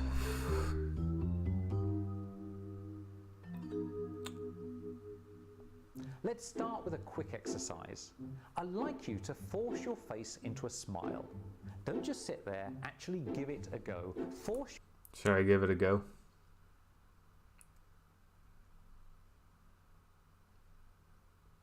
Oh, I actually didn't know you could frame navigate. That's pretty helpful. I appreciate that. Alright. I'm going to give this video a go. I have no idea what it is, but alright. I got to smile. Push your face into a smile. Now hold that expression. Everyone knows that when they feel happy, they smile. But research shows the opposite is also true. When you force your face into a smile, you start to feel happier. I thought it was going to be something spectacular. The same is true of how you talk and even walk. If you put energy into your voice and a spring in your step, you'll suddenly feel much. Thanks, man. Can you spot a fake smile? Let's see. Take a look at these two photographs. One of them shows... Let's see. Let me guess. Let me guess. You guys watching, you guess too. What do you... I forgot that there's a bit of a delay, so I'm going to sit in front of this for a minute. But you guys tell me what you think the real smile is, and then I'll give it a shot.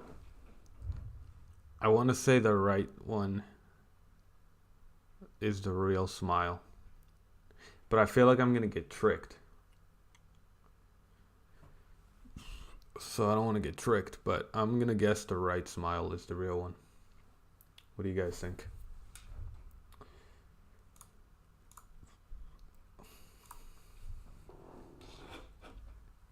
It's kind of funny how these White Claws like sneak up on you, because they're only 5%. They're pretty weak. But if you drink, they're just so easy to drink. I think that's the difference. Like you could just drink these like water, and then you're like, whoa.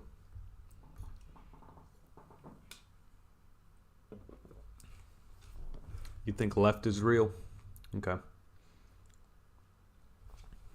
All right. Well, let's see. Let's see who's right.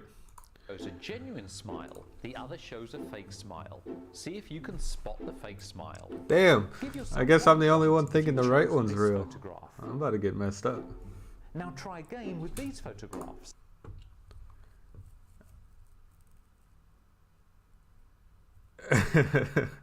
Smile or die. I'm gonna say the left one looks real again, and I think the reason that I said the right and then the left look real is because it's like involving the eyes, where this one the eyes are like downward and this one is upward. That's my guess. Here's the correct answer. And finally, try to spot the fake smile here. Oh, damn, this video fucked me up. Alright, I got 2 right. But the third one I didn't get a chance to guess. Honestly, I wouldn't have been able to guess which one's the fake one at all in here. They look like the exact same picture, to be honest with you. I have no clue. I don't know what the difference is here at all.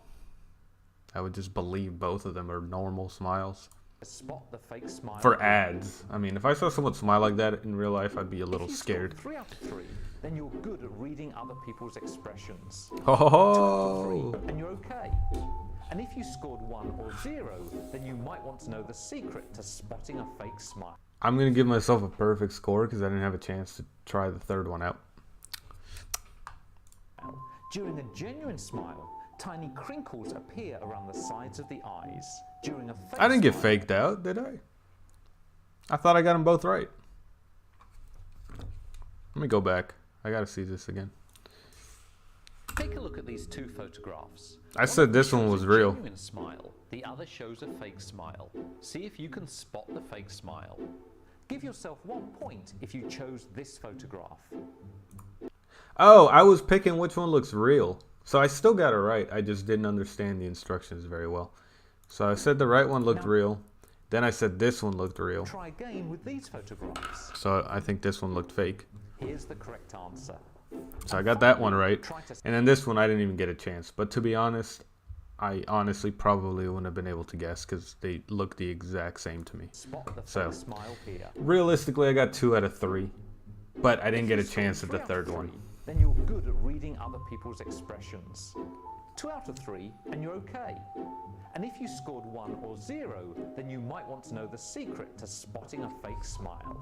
During a genuine smile, tiny crinkles appear around the sides of the eyes. See, I was right. Fake I remember smile, reading that a long crinkles time are ago, and I missing. guess I So just next kept it. time you want to 1 sec. Be right back.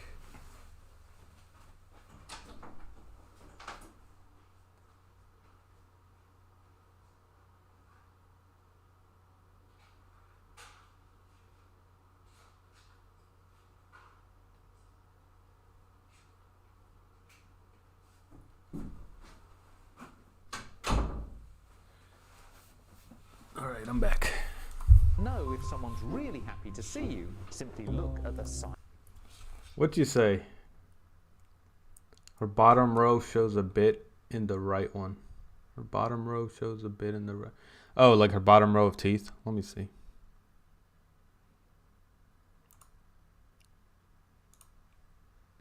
Ah, you're right, you're right. I see it now.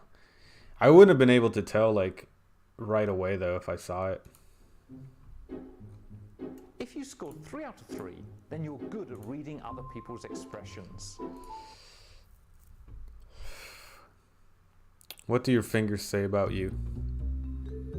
Oh, he does like 59-second videos, so there's no way he's getting monetized on these. I gotta give him props for that. Just think that the relative length of your fingers indicates certain personality traits. Alright. It's a controversial idea, but let's put it to the test. Straighten out the fingers on your right hand and look at the base of your first finger. There'll be several creases there. Look at the distance between the middle of the bottom crease and the end of your finger. Now do the same for your third finger. If your first finger is shorter than your third finger, then some research suggests that you'll be physically stronger, more assertive, and more of a risk taker. If your first finger is longer than your third finger, then you're more likely to... Alright, so before we get on there, I'm this first one. You'll be physically stronger, more assertive, and more of a risk taker. So that's... You said period and comma do frame by frame. Oh, it does. Awesome. Alright, so I am stronger, more assertive, and a risk taker. I don't know. I don't really think about life in these terms. I just do what I do. And that's it. I don't know. I don't buy into the whole alpha beta bullshit, honestly. Like, you just live your own life, you do your own thing. Nobody else cares about you, you know what I mean? I mean, friends and family, but strangers don't care about you, so why would you be worried about what they think, you know what I mean? Which is a weird thing for a streamer to say. But you get my general idea, I think. If your first finger is longer than your third finger, then you're more likely to be empathic and caring. And so next time you want to gain... I don't really... Do I smile with my teeth visible, though? I don't smile like that. Wait. Cece, I can't just sit here and try and smile realistically. It's kind of weird. When I'm smile when I'm with you, do I smile with all my teeth in it?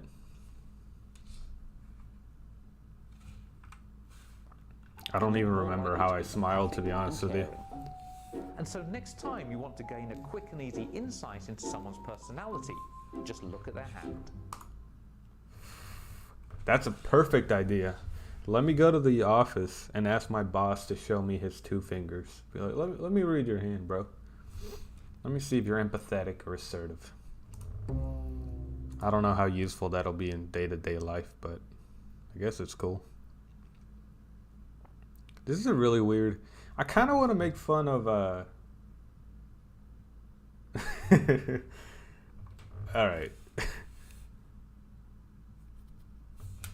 Never mind. You said do that smile again. I can't. It was a fake smile. Don't believe it. All right. I kind of want to make fun of like those red pill guys from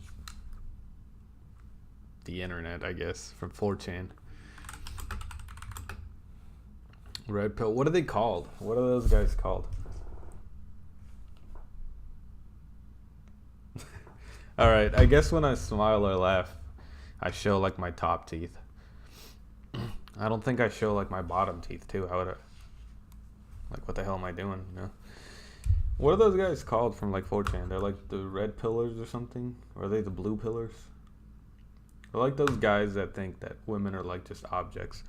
But they do it in such a way that they're like more hilarious to make fun of than they are depressing that they believe that. You know what I mean?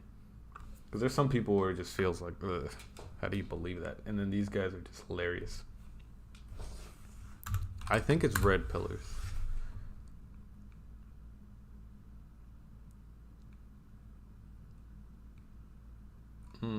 This doesn't look right. I don't want to watch a documentary. I just kind of want to make fun of some people.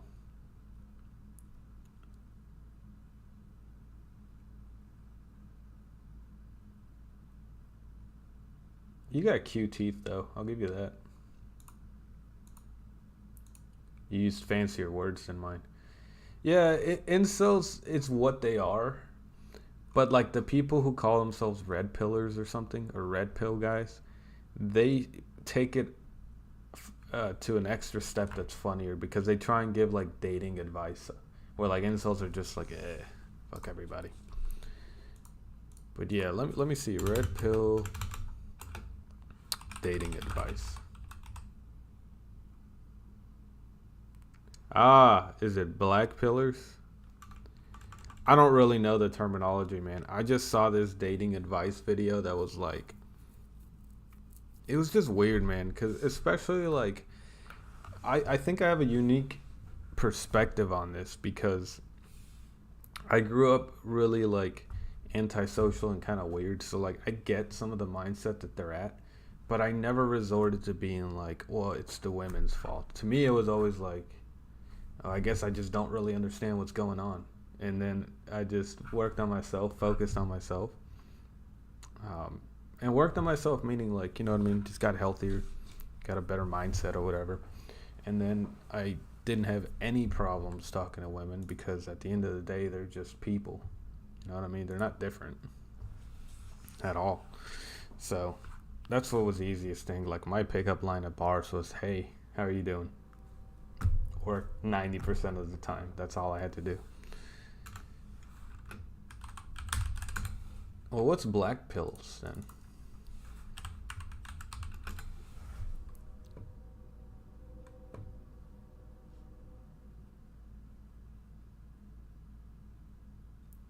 So then what's red pills? I'm very confused. I don't know the difference, I guess. Let me just try going to the source. Not for incels.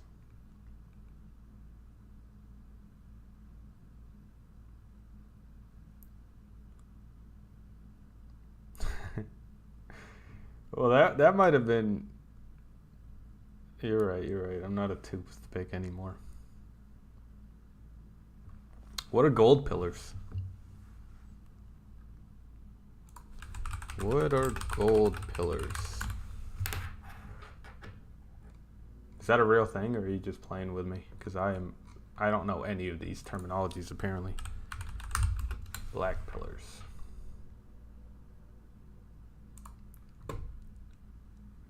The red pill.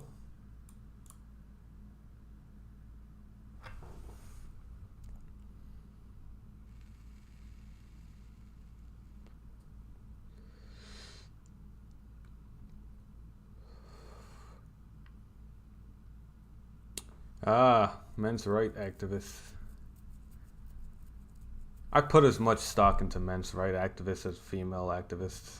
I think there's things about the feminist movement that are 100% valid.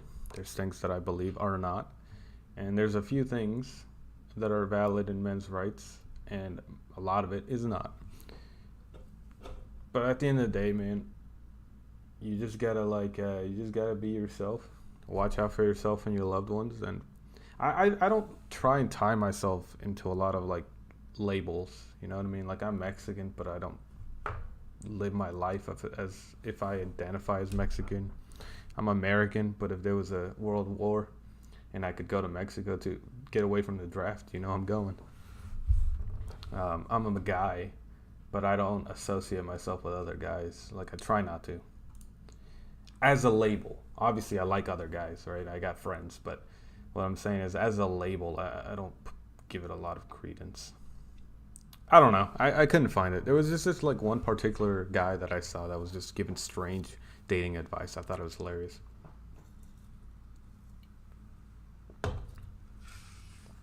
He's not going to call himself incel, though. Let's just see some dating advice and see if we can find somebody that's odd. Male.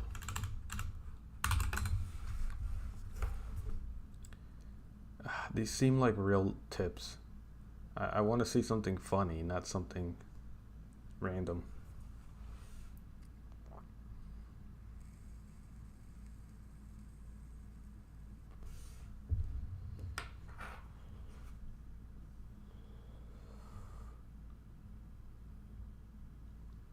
I agree. Because, like, isn't the whole reason of all of these, like, equal rights movements and everything supposed to be that we're all people? And, like, most people are shit anyway. So it's like, don't judge anybody by whatever, but don't, like them for that reason either, I would say. I feel like people have to earn their, I mean, be kind to everybody as a baseline. This guy looks funny. Let's see this guy. Joe Rogan has the most popular podcast. Never mind. Damn. Now I don't know what to search for. Ooh, Kratos versus Baldur was a badass scene.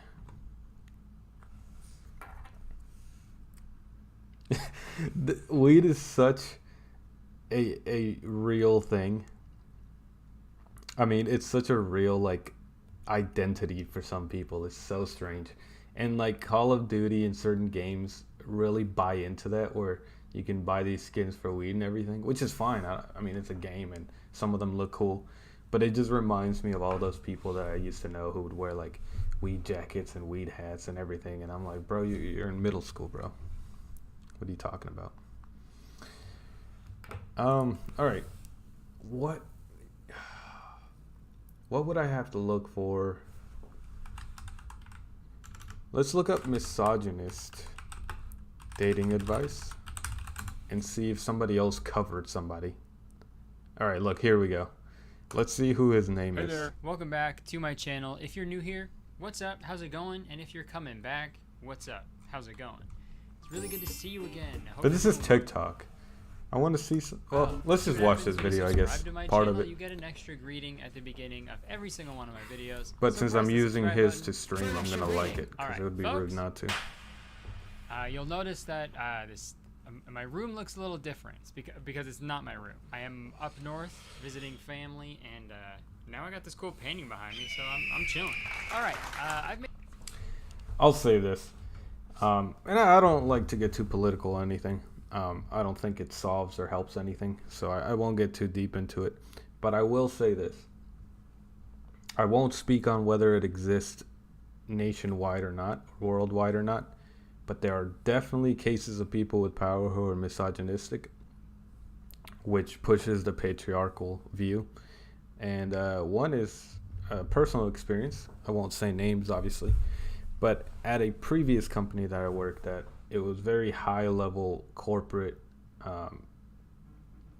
engineering, and we had billions of dollars of work a year as a company, right? And we were doing very, very big projects, which I won't name for obvious reasons. But my boss at one point invited some of the guys out to golf, because that's where business is done, supposedly. And he made the joke, and he was serious about it, but he wrote it as if it was a joke. He said, you can't come to one of the women who worked at the office because golfing is where business is done, and it's for men only. And then he didn't let any women go golfing with him. And he had a good bit of power, I'll say that. So I didn't like it. I didn't like that guy at all. Like, what? What, dude? You're an idiot. And he really was. Like, he was an idiot. I was the guy that they came for technical. technical answers because I was the really nerdy guy who would be able to speak at meetings with the client about the solutions as opposed to just using what we call contractor or commercial speech. But he never knew what I was talking about, and I was like, you're supposed to be over me, but you don't understand these. Like, what are we doing? Anyway, that's a long-winded story to say. I don't necessarily believe it's everywhere, but it definitely exists. So Made it's hard to videos negate that, in the past about bad dudes, like weird bad guys. There was Scott Jack a few years ago, the attractive man, weird Tinder guys, those dudes who were planning the 22 convention, which was actually canceled because of Corona. So, all things considered, coronavirus ain't that bad. COVID-19 out of 19. But the best way to describe these terrible guys is like, they are a 12-year-old boy's idea of what a cool guy is. A ladies' man who drinks a bunch of beer. Who's that guy who faked being this like super poker playboy guy on like Instagram or something? And he actually just got rich because his dad was like an embezzler. He was like super big, but it was all like fake and paid for. But he tried to present himself as he was some like badass dude.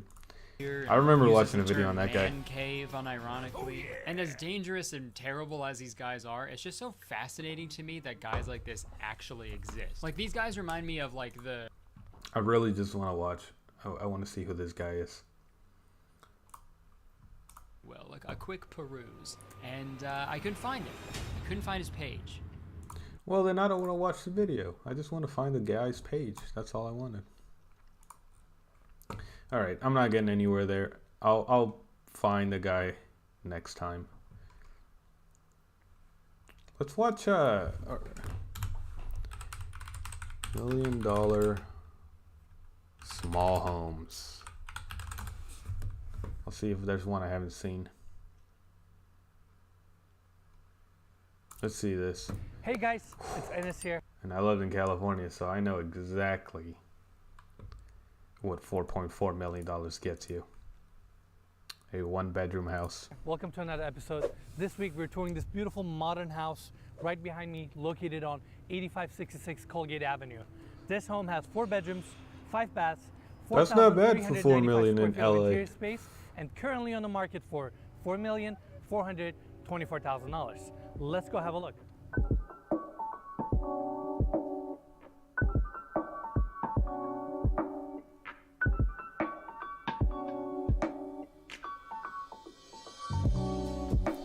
I'm not gonna lie, this is actually not a bad home for $4.4 million in LA. It's bad anywhere else in the US, and I would imagine anywhere else in the world, or a lot of places in the world. But for LA, this is actually a decent home. Just from the size of it, I'm saying. Oh, and it comes with a free, girl. Hell yeah. I'm kidding, Caesar.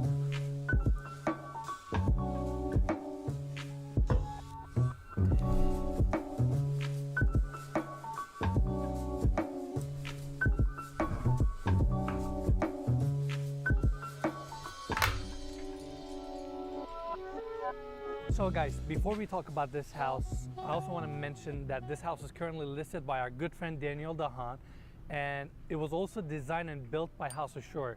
We toured their properties before, and they have incredible taste and incredible design finishes, so I'm really excited to show it to you guys. On the exterior, we have a white smooth stucco finish with a travertine wall on the right hand side going all the way. I agree with you. I'm not in any way justifying the price for what it is. I'm simply saying the current market, this is an amazing deal. I can't even lie. Up to the second floor. For the and location. I really like the roof line that has a little bit of a cantilever effect, which is a nice touch for a modern home. Right here, you have the driveway leading up to your 2-car garage with a wood-clad garage door to bring that pop of color. And throughout the entire property, we have a white stucco concrete fence. And when the gate is bigger than your fence, like, why even bother? Just don't even build a fence, bro. Go through this gate right here. I love how heavy this gate door is. Why is there a gate to your own home? Like, it's still the front yard. whatever. Oh, it's I full don't steel know. right here. Seems weird. Definitely heavy, and I like the design of it too. And I want to mention this beautiful palm tree up front. It really gives warmth to the property. And Mikey, why don't we come this way? Look at all these olive trees right next to the fence throughout the property. Here they have this concrete walkway right here with a pattern and a grass in between. Again, more of those modern elements. And let's take this decking right here. I do find it funny though, like how hard he tries to sell. So like I mentioned, we have look the at this walkway right modern here grass, and it's that just brings you regular to the grass. entry. And here we can see all the glass details of this house, 2-story windows right there, and this little area right here with a crushed granite and same palm tree is also right here, kind of tying the exterior elements of the home throughout. All right, modern house, a lot of glass detail, and of course that involves a pivot door as well. Why don't you guys come on in? It's too cold out there for me. I know, me too. Let me briefly. Did this man just say it's too cold out there for him in LA on a bright sunny day?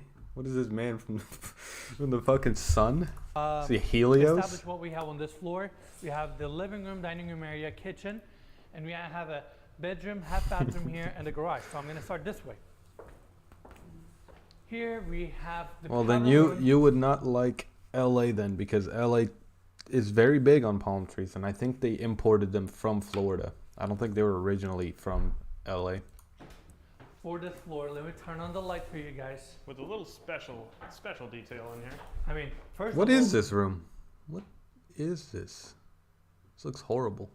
This is a I hate this. travertine countertop, fabricated, and this recessed sink, the Kanye sinks we call them.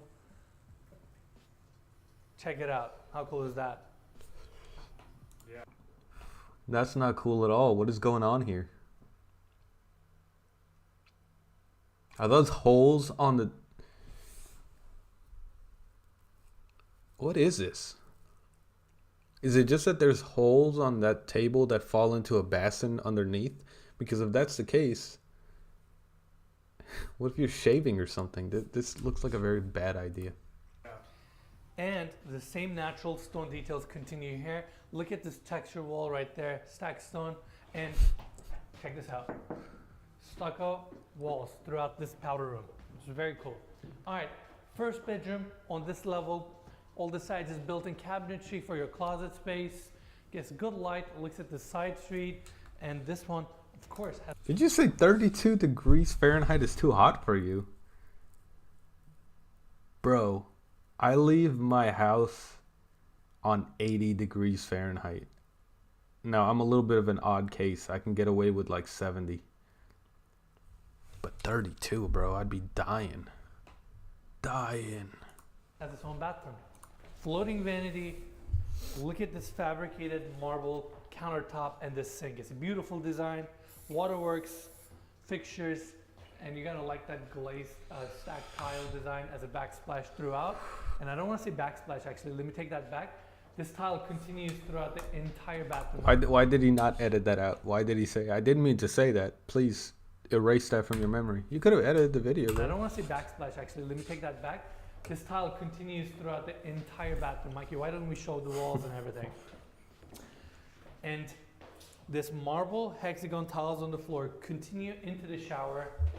Beautiful marble on the wall. Waterworks, fixtures, and even your rain head. I hear you say that a lot. What is a waterworks fixture? It's the brand. Oh, okay. And they have this signature, these almost like old school looking brass water. That just doesn't They're seem very, like a good idea. Specific to that brand. Well, we see a lot of brass fixtures around LA. Are most of those waterworks? Not really. That's why when I see waterworks. Alright, look. I gotta say one good thing about this video. I really like that style. Like, I wouldn't be able to wear that obviously to the office or anything. But that's just a dope style. I'll give him that. He's got the clean cut beard. I feel that. It's a lot of work. And now that I work remotely, I don't see a need to look my best every single day. So I just let it kind of grow out, you know what I mean? But I gotta say, his A lot of brass fixtures around LA. Are most of those waterworks? Not his really. style is That's why clean. when I'll I give see him that. waterworks, they're really easy to identify, and I like to mention them because it's a really good brand as well. All right, back to the landing. And here we have the 2-car garage. And a lot of people sometimes get mad at us for not showing the garages because for the most part, developers store their stuff in the garages and we don't want to show the mess. But in this case, That's like a really nicely tight cleaned, 2-car garage. You floors, gotta have some high small ceilings, ass. You're not having a truck in here. And back to the entry, let's talk about the staircase right here. It's a steel staircase with an open riser, so it has a more open feel, and there's a huge picture window right behind it, bringing all that natural light in, and stairs is kind of almost covering that. I'm gonna blame it on me being Mexican then, because 3.2 degrees, I think I would literally die, dude. Window up. But see, I find that facial hair is so comforting to me. You know what I mean? But I don't know. Trimming it every single day is a lot of work, cause my shit, like, it grows really, really quickly. Like in a couple of days, in a couple of hours, if I'm clean shaven, I got that 5 o'clock shadow. Next day, I already got to trim it again if I don't want it to look bad. Really like this wrought iron, like detailed throughout. It's very modern, very clean design, but yeah, it has a lot of character because the hardwood floors on this level is kind of. Look at all that character, bro. Slabs, so it really has a nice warmth to it. And not to mention this little open area in between the stairs is all Oh, you about killed me. So. A 2-year-old falls down these stairs. They're obliterated. From the third floor all the way You're not down lying. there. And you have a little bit of a seating area. They just underneath keep the rolling staircase. further and further. And now let's talk about the living room, kitchen area, and the backyard.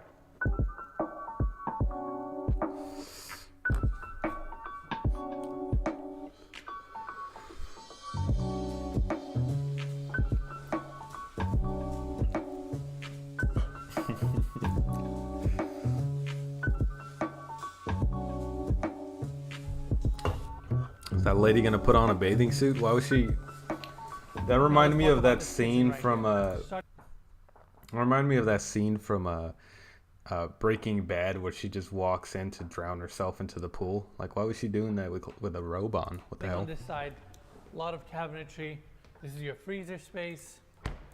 This is your fridge, all paneled in for the seamless look. The brand for the cabinetry. Oh yeah, I feel you. I German definitely brand, trim my really high mustache. quality. But I don't A lot know. of I feel built-ins like on my the beard side, looks your pretty melee nice right now. appliances. Check Like, this I out. like this length. So this is your pantry space. It's just Look hard to at maintain how it at a cool certain length. this hardware right here.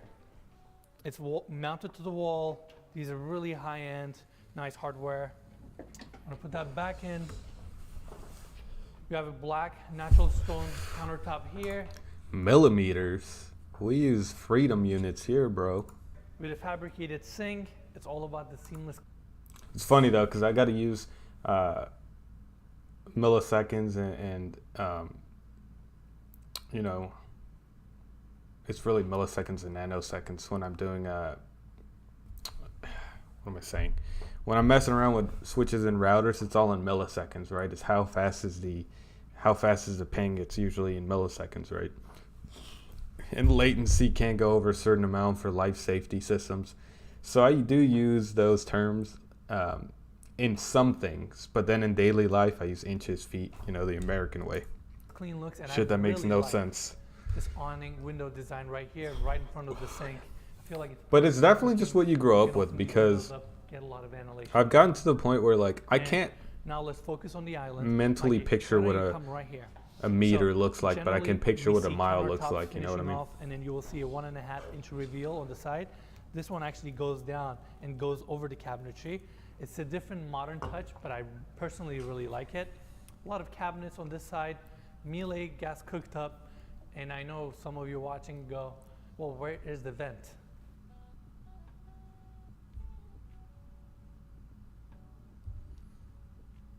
And here you have your vent.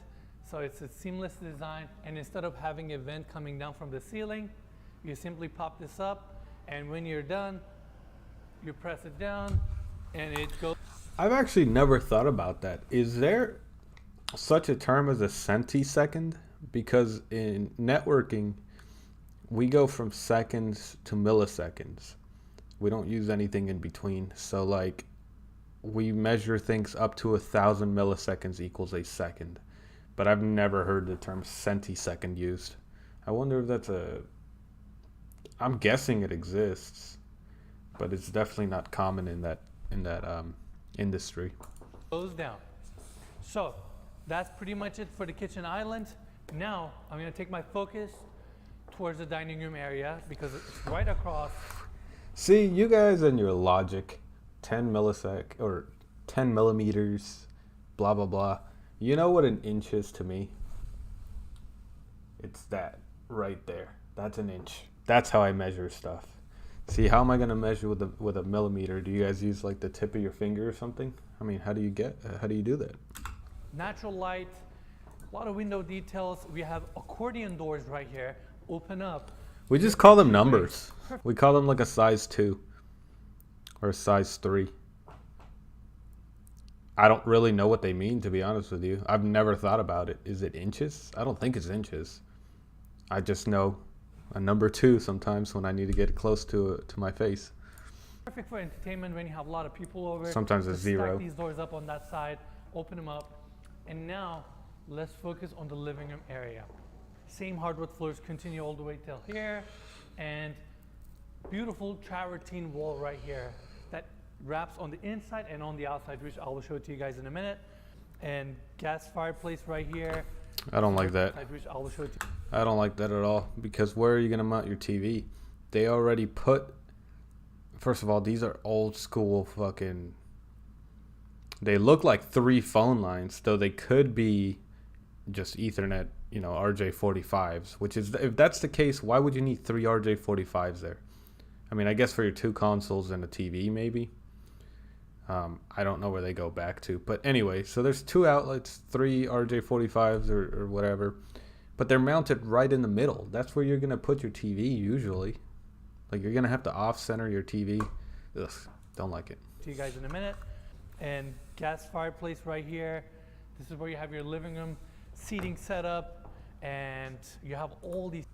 Trust me on that. I also installed a lot of cable before I got to where I'm at, and yeah, I had to know all the gauges. I also had to know all the categories for cable. Fleetwood doors right here. And I can still remember the color code. The color code. It's blue, orange, green, brown, slate, white, red, black, yellow, violet. Pockets in. Ring and tip so colors. You can open up your backyard space. I haven't had to use that in a long time. That's why I just felt like saying it. These things are awesome. And there's a difference, guys. So some of these basically stacked right next to each other. You know, they do open up, but what's weird with gauges is I believe that it's a standard size of metal that would be then cut into these circles, and the gauges was how many of those circles you could cut into that initial size of metal. So that's why a larger gauge number is smaller.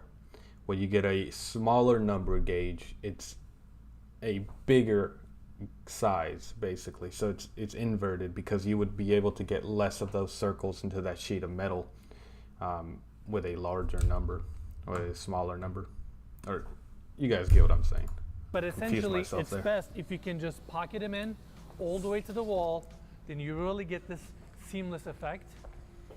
And this is the other corner, so I'm going to open this up. And Mikey, why don't you meet me on the other side so I can open up the kitchen as well?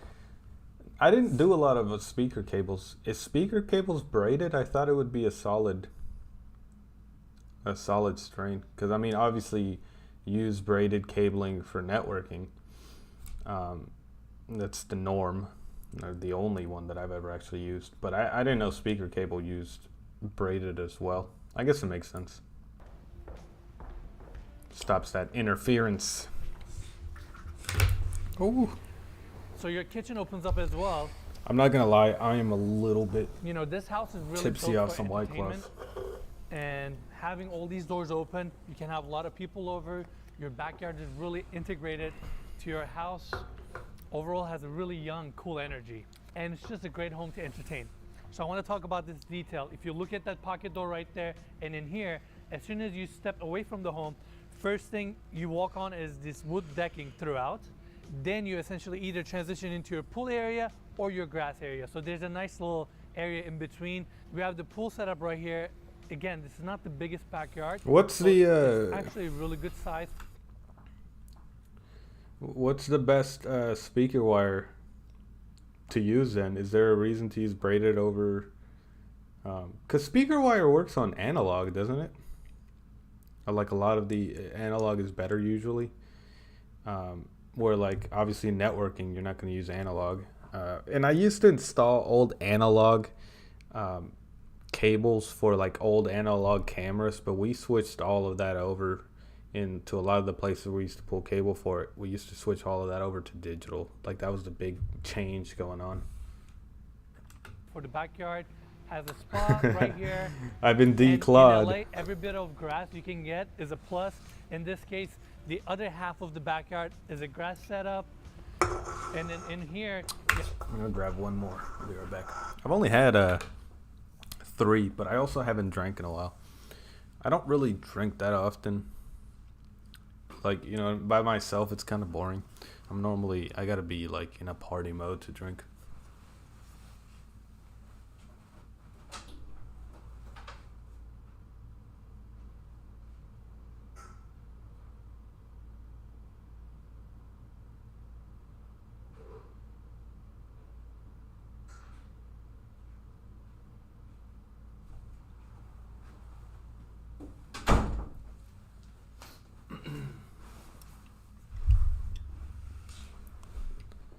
I'm back. You have your future barbecue setup if you would like to hook it up. You have your water lines, sewer lines, and gas lines and all that stuff. And that's real grass also, which isn't as common as, as common as you would think out here. No, it's not. A lot of people go with the AstroTurf, low maintenance. People don't want to deal with it, but this is actually a really nice real grass. Now that we're on this side, you can get a really good look at the entire property. This is crazy because so I'm East Coast, but I don't want to put my exact address just in case. I'm going to put North Carolina because that's East Coast. Look what 4.4, I'm not from North Carolina, by the way, $1 million house, North Carolina, oh. I'm not very good at typing with this keyboard. House, North Carolina. Look what you can get here for 4.4 million. Why does this keep showing my email? I mean, that's not a big deal. People can see my email, but it is a little weird. All right, let's do, how do I, oh, price. There we go. Let's do max 4 million. That is 4 million. And let's do min 3 million, right? So we can be in the around the same range. All right. So let's pick, I mean, any really. Look at this right here. Oh, that's a lot. I saw a house. Look, this is less money than the one we're just seeing. And this is so much bigger and so much nicer looking. And you get plot of land. 5 full bedrooms, 4-car garage, huge Porsche. Like this is more, especially with the land you're getting in the lake over there. 4.4 million, absolutely. Or 3.7, this makes a lot of sense. Versus getting this for 4.4 million. Like California is insane. First detail I want to mention are these cantilever effects on the pocket doors. There's no corner beam on the, whether it's the kitchen side or the living room side. So the 2 Fleetwood doors come. Yo, exactly. And you know what? I think I can say my state. I don't think that's doxing myself that bad. So I'm living in Georgia now, right? And I moved from California to Georgia. And when I saw the gas prices, I was like, God damn, this is cheap. And everybody in town where I live, it was like, what are you talking about? The gas prices are so high right now. And I'm like, this is like half of what I was paying in California. Like California is insane, man. Like it's really beautiful and it's awesome to visit, I think. But living there, taxes and everything else, your money is just gone before you get it. Like Come in and make that corner to seal the house, but it really gives it an open feel. Same thing is also on the second floor. You guys can see the infant obliterator. Right, same water lines continue on this side. And lastly, like I mentioned as we were touring the living room area. Hey babe, if we ever go and watch like or not watch, if we ever go like house hunting, we have to call the stairs that we see, oh, these are some really nice infant obliterators. You know, I really like this house. Yeah. This gas fireplace. See how the agent with reacts. The travertine wall continues on the outside, wrapping it all the way around to give it a little bit of pop of color. And that pretty much wraps our tour on the first floor. Now we're gonna take stairs so we can go to the second floor and check out all the bedrooms. But before we start with one of the bedrooms, wraps up the gas fireplace and exterior. Yeah, so as we can tell, that is insane. Let's see like worst mansions or something. 39 million. That's gotta be a lie. All right, ladies and gentlemen, how's it going? I kind of wanted to watch somebody walk through it. I guess they're not gonna call their own video worst mansion. Let's look up $40 million house.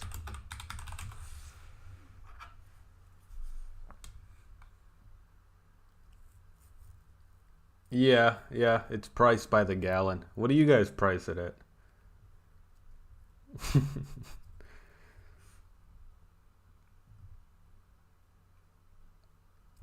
I mean, like, that one actually looks like it's worth 40 million. I'm not gonna lie. That looks like you just own a shopping mall.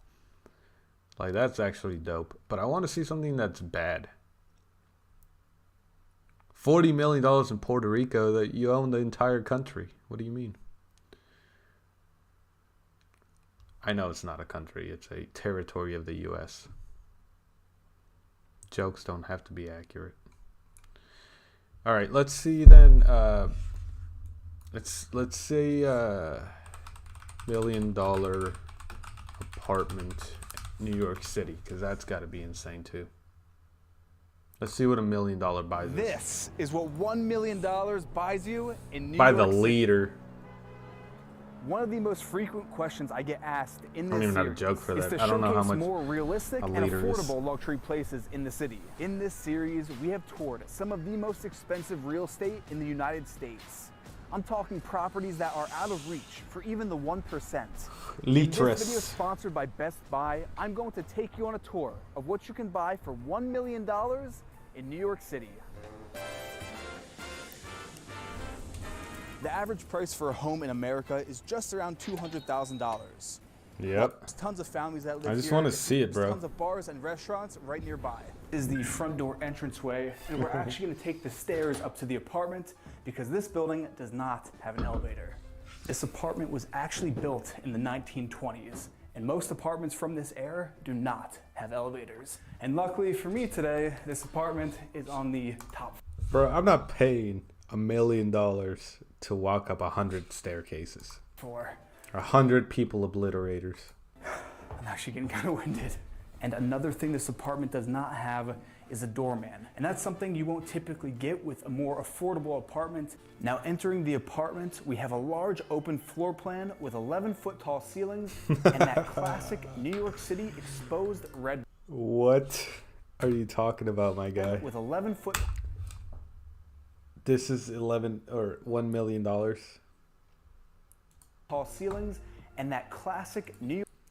You know, I shouldn't talk on people who have more money than I do, because obviously they made that money probably somewhere. Like, they worked hard for it, so they know about money. I don't see the investment here, man, because you're not going to be rent for this apartment isn't going to be $100K a month. You know how many lifetimes it's going to take to, like, earn back your million? Like, houses, you know, they'll take 20 to 30 years of renting it out to really get your money back. Less if you're able to sell it for more.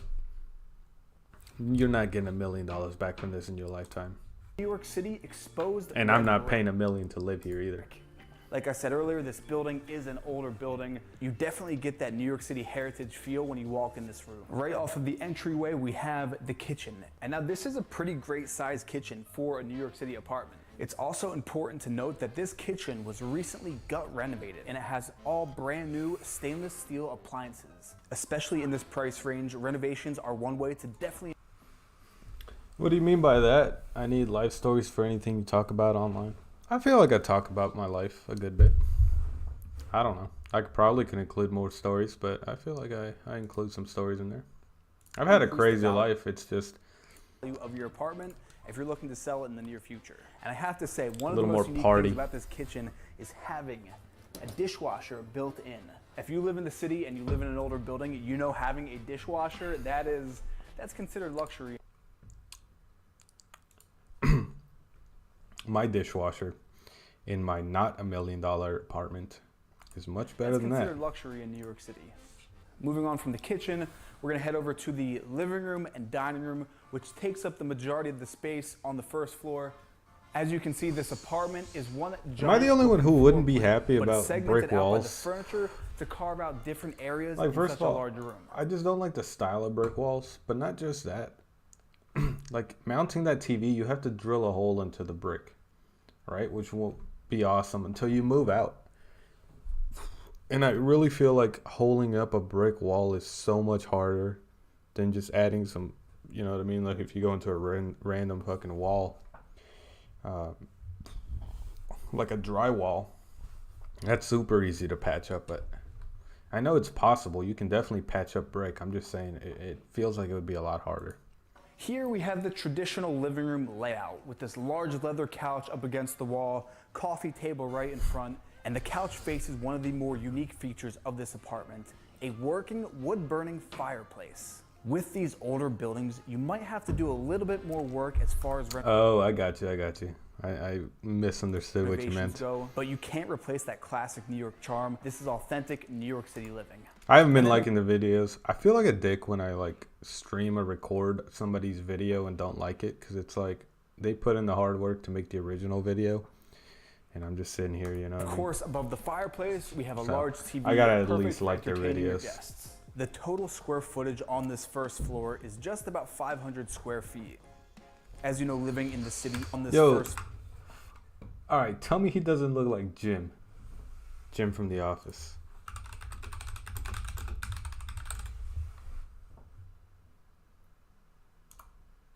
No, Jim from The Office when he was in that athlete company.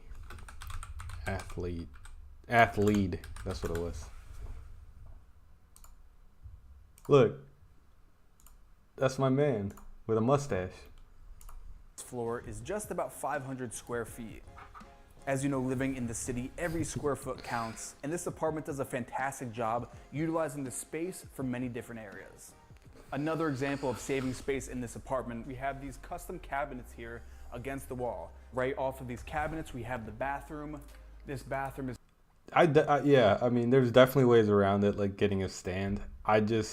There's just something magical about having a wall-mounted TV. And maybe it's because I didn't have one growing up. So all of this stuff, like, I've definitely gotten to a point financially where I'm so much further than I ever was growing up. Like, growing up, it was pretty tough. And so the little things are what makes me take a step back and be like, wow, you know, I made it. And not all the way. I'm still working hard to move further. But, you know, I look back and I appreciate the small things. And for me, wall mounting is one of them, man. Like, I gotta have it. It's still under renovation. Recently, there was a glass shower put in, brand new tiling. We also have a washer and dryer built into the bathroom. Most apartments, you have to either go downstairs to a basement to do your wash or send it out somewhere in the city. Having your laundry right here in your home, it's pretty awesome. Speaking from an architectural standpoint, having a spiral staircase in your apartment is a very space-efficient way to get to the second floor. This doesn't even look that cool because it's all wood. And I like wood. I don't know. There's something about this. Like, it's too shiny. It's like not wood paneling, but it almost looks like that fake wood tiling. Like, it just doesn't look cool to me. They take up less space than a traditional staircase, and I think they look pretty cool. And the staircase, the style looks cool. I just don't like the material. Floor master bedroom. The master bedroom is just about 300 square feet, and that's pretty large for any apartment in the city. When you do buy an apartment in this budget range, it's very rare to have 2 stories in your apartment. Again, speaking of space, the master bedroom has this All right, well, look at that outside, bro. I feel like that's done for style, but it just looks like somebody was drunk putting in these fucking, what do you call those, like posts. Somebody was drunk doing that.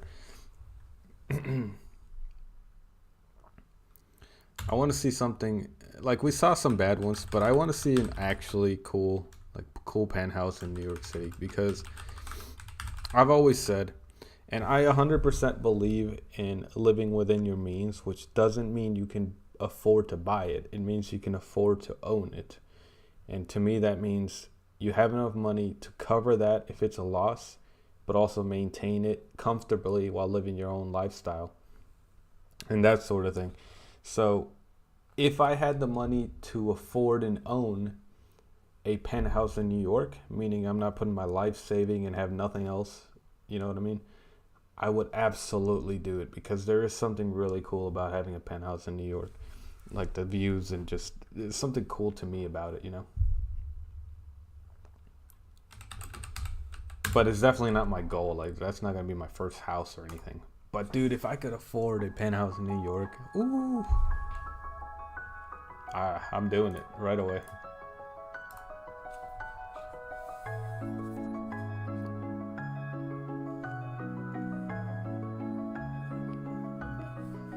What's up, everybody? It's Enes here. Welcome to another episode. This week we're in the tribe. Oh, that's the guy we saw just a little while ago. I'm about to tour this meticulously remodeled 78th floor penthouse right in front of me with these amazing views of the city. See, like, low key, again, if I could afford it, it wouldn't be my first home. Like, this would have to be a second home that I own. But would it not be so dope to have this view from outside of a penthouse? Like, tell me that isn't amazing. Now, stats on this penthouse: we got 5 bedrooms, 5 full baths, 2 half baths, approximately 6,127 square feet of interior space. That's a lot. And this property is but for 40 million, it's not a lot. Listing for $40 million. As always, we will leave more information about the property down in the description. And before we start our tour, I want to thank the listing agent, Leonard Steinberg, and his team for allowing us to tour another one of their amazing You're not wrong. Now, let's begin. I spent a lot of time out on the field pulling cable and everything, so that was my exercise. And then when I got into office work and remote work now, that I work from home, I started to realize that I don't have that passive workout anymore, because I'm not pulling cable every day. So I've had to, like, at least, you know, pace around, work out from home, that sort of thing. Just do little things. Like, I don't even work out that hard, but I do just a little bit to get, like, blood pumping, because I don't, you know, you have to think about that now.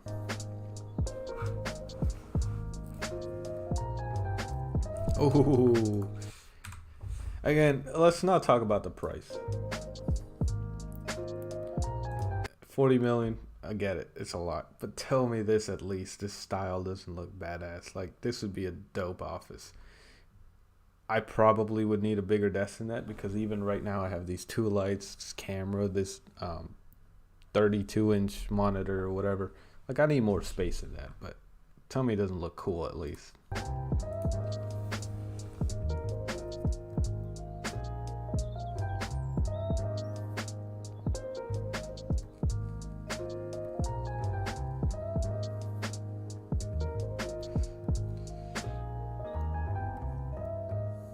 Alright everyone, here we are at the entry. This penthouse is located in the Four Seasons private residences at 30 Park Place. This building was also developed by the legendary Larry Silverstein. It's a fully serviced building. I don't know who that is. Amenities. Legendary. We're going to talk more about the building later in the video. Also, like we mentioned at the beginning of the video, this is a 78th floor penthouse that has been meticulously There better be an remodeled elevator for 78 floors. And it starts off right here with the entry gallery. We have beautiful wood paneled walls, terrazzo floors, and as soon as we walk in, we're head on with the incredible views of the city. We have 2 French doors bringing a ton of natural light in, and this is where we have the living room. On this side, we have the gas fireplace with this curved marble wall that runs up all the way to the ceiling. Okay, I don't like We that. have the steel cased glass design on each. It looks cool or whatever, but again, functionality. Like, what can you do with that wall? You can't even, like, put a painting on it, because that was, like, way too curved. Like, I mean, you can tell there it's curved inward. What can you put there? You can't put a painting, you can't put a TV. It's literally just for looks. All the way to the ceiling. I really like that they have the steel cased glass design on each side of the fireplace, allowing natural light to travel through the apartment. And I really like these French doors with side lights and transom windows above. Also, we have this incredible outdoor space. Let's go check it out. As soon as you walk out, you Rub see it. the Manhattan skyline. Views from this penthouse are simply amazing. I mean, from But that right there, man. see the Manhattan skyline. Views That's just from been the a goal of me since I was a kid, like a broke kid. I was like, I want something like that. Like, tell me that's not dope. House are simply amazing. I mean, from New Jersey to Hudson River, the entire city, all the way to East River to Brooklyn, you see it all.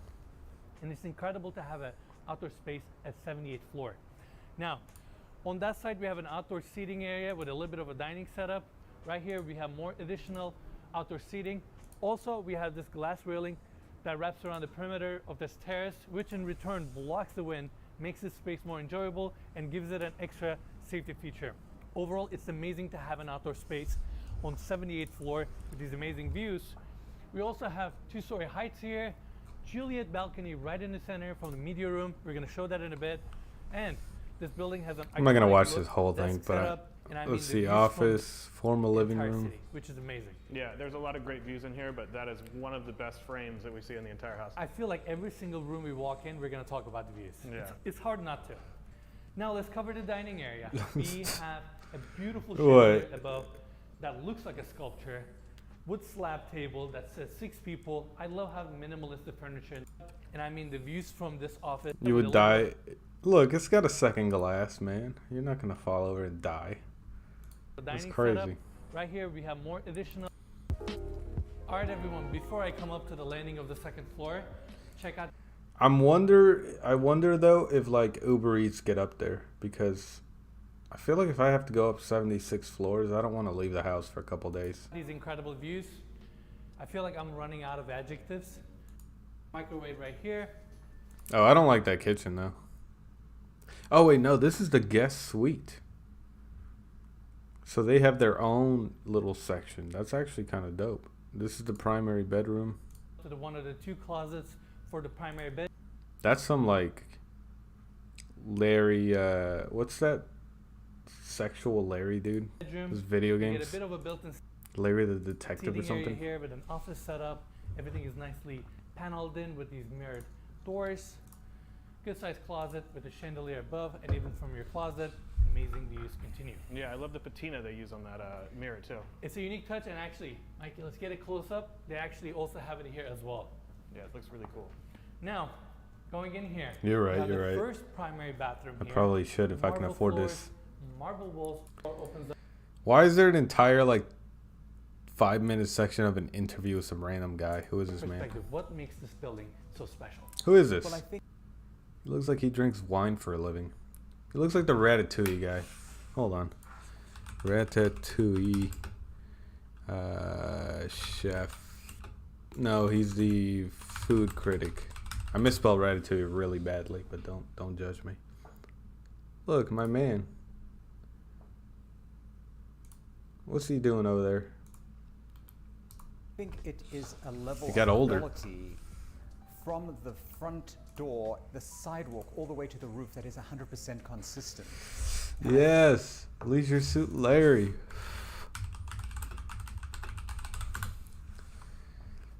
My man's. I don't know if I'm allowed to show this. Oh, I probably am not allowed to show that on stream. There were some pictures in there, but you got what I mean. I think the type of audience that's attracted to this sort of price point and building and space and who have the means, they want everything and they want everything to be perfect. So not only are the finishes beautiful, but you have amenities and services here that are par none. Got it. And how about the views? I mean, obviously we're on the 78th floor, and you mentioned to me earlier that, you know, our surrounding buildings. I mean, this is dope though. Multiple floors.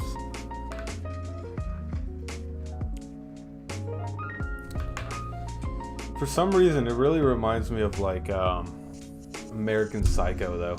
You remember American Psycho's house? What did that look like? American Psycho penthouse.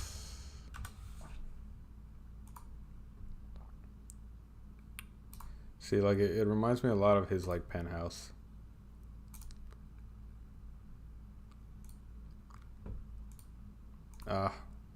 I don't really know all the rules of what I'm allowed to show on stream, but violence is probably not one of them. Well, that's some houses. Let's see what other suggestions there are out there. If you guys have something to watch, let me know. We could watch another Darman video. You guys down to watch one of these?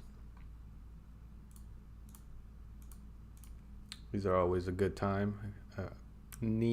What is a knee slapping good time? They're pretty hilarious.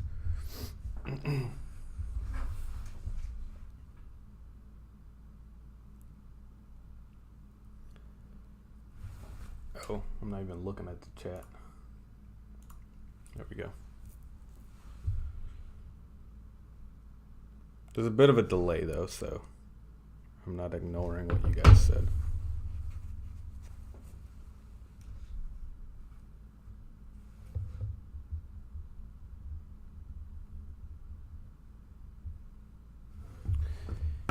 I'm gonna take your resounding silence for a yes. Let's try a Darman video. She just ran away.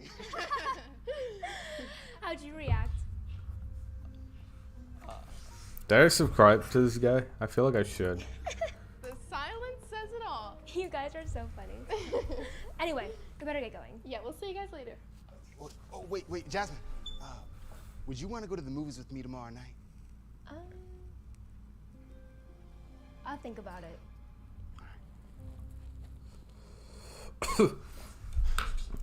He's living in that what was it? Tony Montana house, huh? That's what it reminds me of, the Miami Vice. Dude, why didn't you say anything? Yo, what's my man Ron doing here? Look at my man Ron. He's like, man, my life has gone downhill ever since Harry Potter kicked me out to Hogwarts. Dude, why didn't you say anything? You made them leave. I didn't have much to say. They still thought it was funny.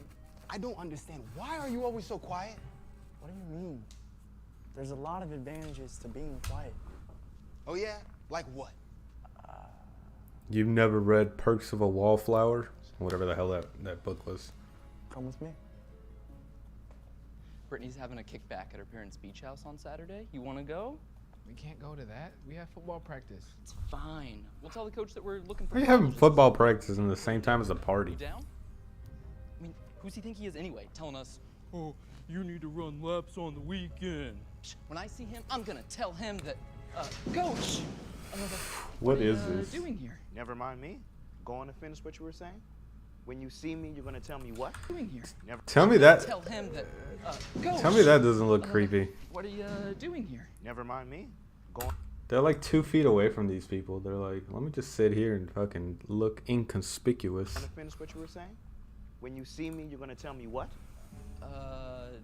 What a great coach you are. That's all I wanted to say. Yeah, sure. I heard everything. Not only are you coming to practice now, but you'll be running double laps. What? You can't give us double laps. What do you mean us? Trevor You didn't say can't. anything.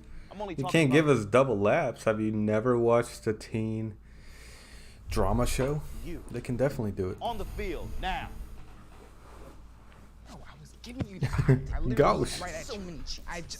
You could have. I moved turned my me. head. How is this a benefit of being the quiet guy? Just like listening to see? people? Being quiet keeps you out of trouble. Okay, but that's one. That's not what I got out of that. I thought being quiet let you eavesdrop is what I got out of that. Situation. There's no other perks to being quiet. I agree. Not true. I don't understand. What's the big deal about me going out with the boys tomorrow? Follow me. This man is creepy as You hell. don't see a Follow problem me. with you spending our anniversary with your friends? That makes me feel like I'm just... You're overreacting again. I swear you always do.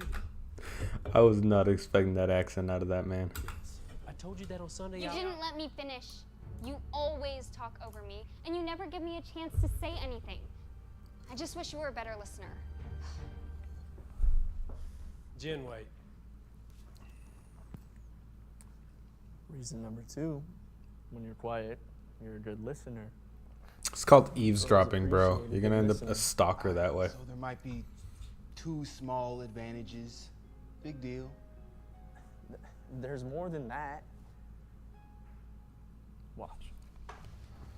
I'm not getting the vibe of this. This is a quiet guy made fun of in school. They instantly regret it.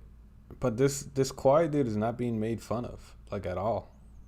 The guy at the beginning was just like, bro, you fucked up our chances with these girls, which was true. All right, let's see where he goes, I guess. Who can tell us the most important? Shouldn't they be in class? What is this, a college? What are they doing? Alex. That's an easy one. George W. Bush. Did you mean George Washington? Oh. Same thing. Same thing. Sorry. I would have played that off. I would have been like, Man, I can't believe no, bro, I meant George W. Bush, you know? Well, being quiet helps you avoid saying dumb things. Man, I can't even argue with you on that one. Hey, can we get your guys' opinion on something? Yeah, sure. What's up? Michelle and I can't agree. Who do you think is hotter, David Dobrik or Mr. Beast? What? Who do you think is hotter, David Dobrik? How about neither?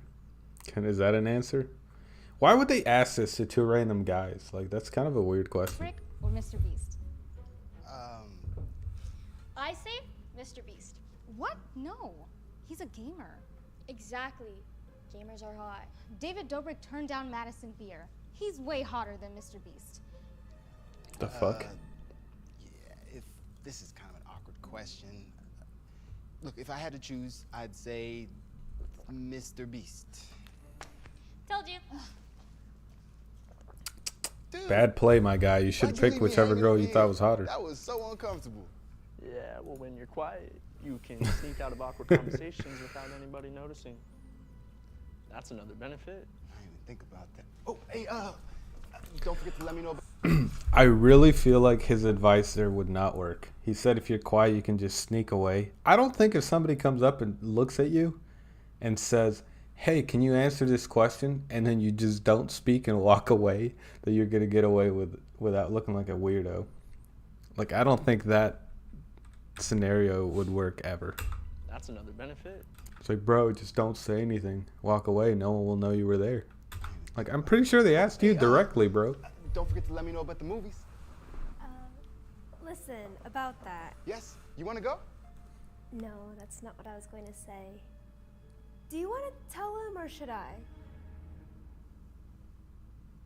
I'm actually going to the movies with Kevin. What? All right, now he just looks like a jerk, bro. How you going to let your buddy do that? Your buddy wants to go to a date with this chick.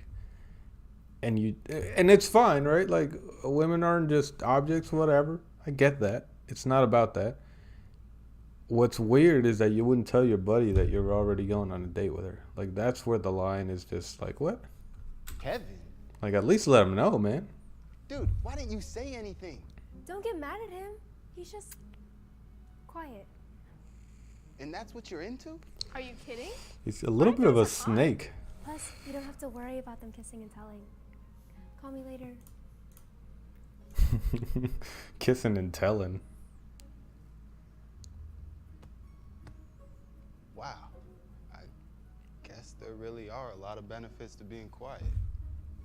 It's a lot of benefits to being kind of a backstabber, I would say. Are you into rock and roll at all? Yeah, I love rock. Why? That was weird. There was no lesson to be learned in that. That was just strange. Why does it say I watched this? I've never watched this. Apparently I did, like 10 minutes. Or no, not 10 minutes, like 20 seconds.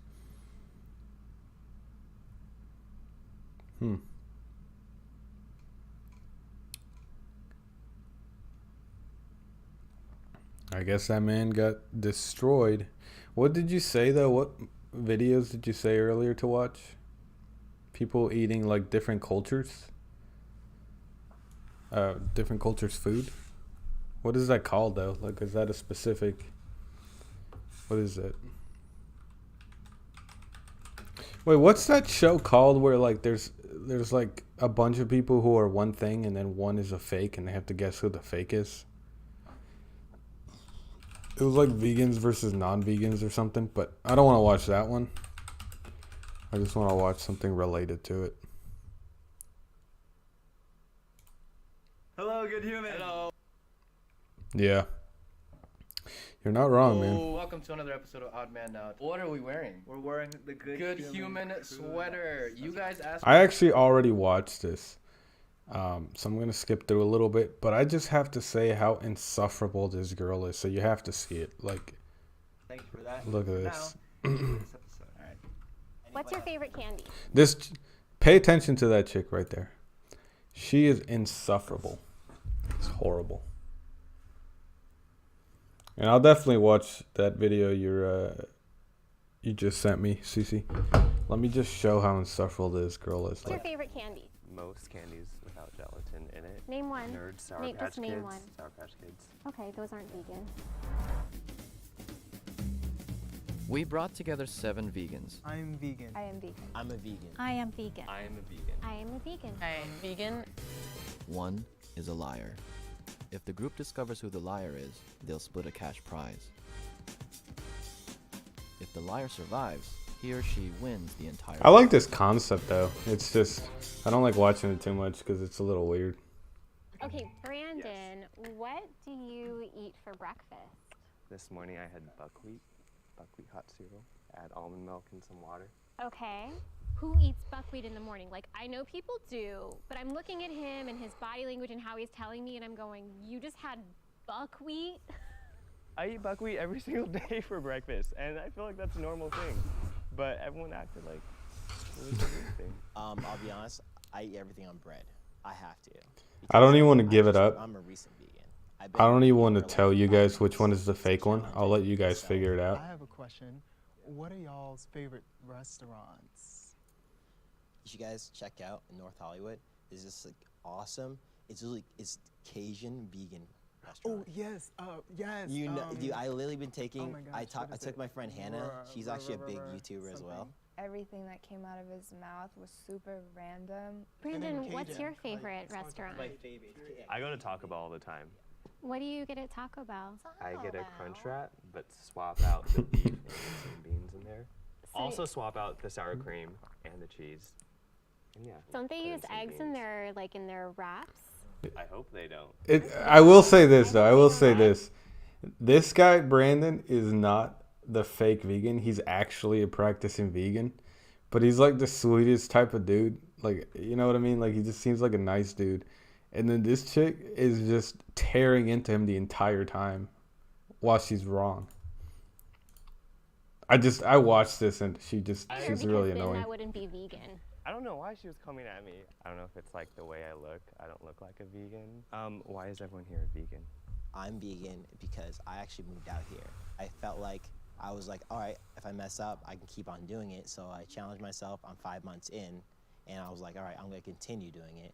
Because if you guys, we have 4 minutes left. Sorry to interrupt you, but we have 4 minutes. I want to hear from other people. I want to know. The only reason I did it is because I wanted to. Can you? We got it. Let's go around. Jalen was just taking up all the time so that I couldn't find any information about. She was like, I am the head vegan here. Environment. I think the meat and dairy industry just contributes way too much to our environmental issues, and so that's why I decided to go vegan. I've been vegan for almost 3 years. I kind of just followed like blogs and stuff, and then I found out I had like high cholesterol. I like cold turkey, just like quit it. The more I learned about it and educated myself, the more I wanted to keep going. I initially went vegan for my health, for my skin.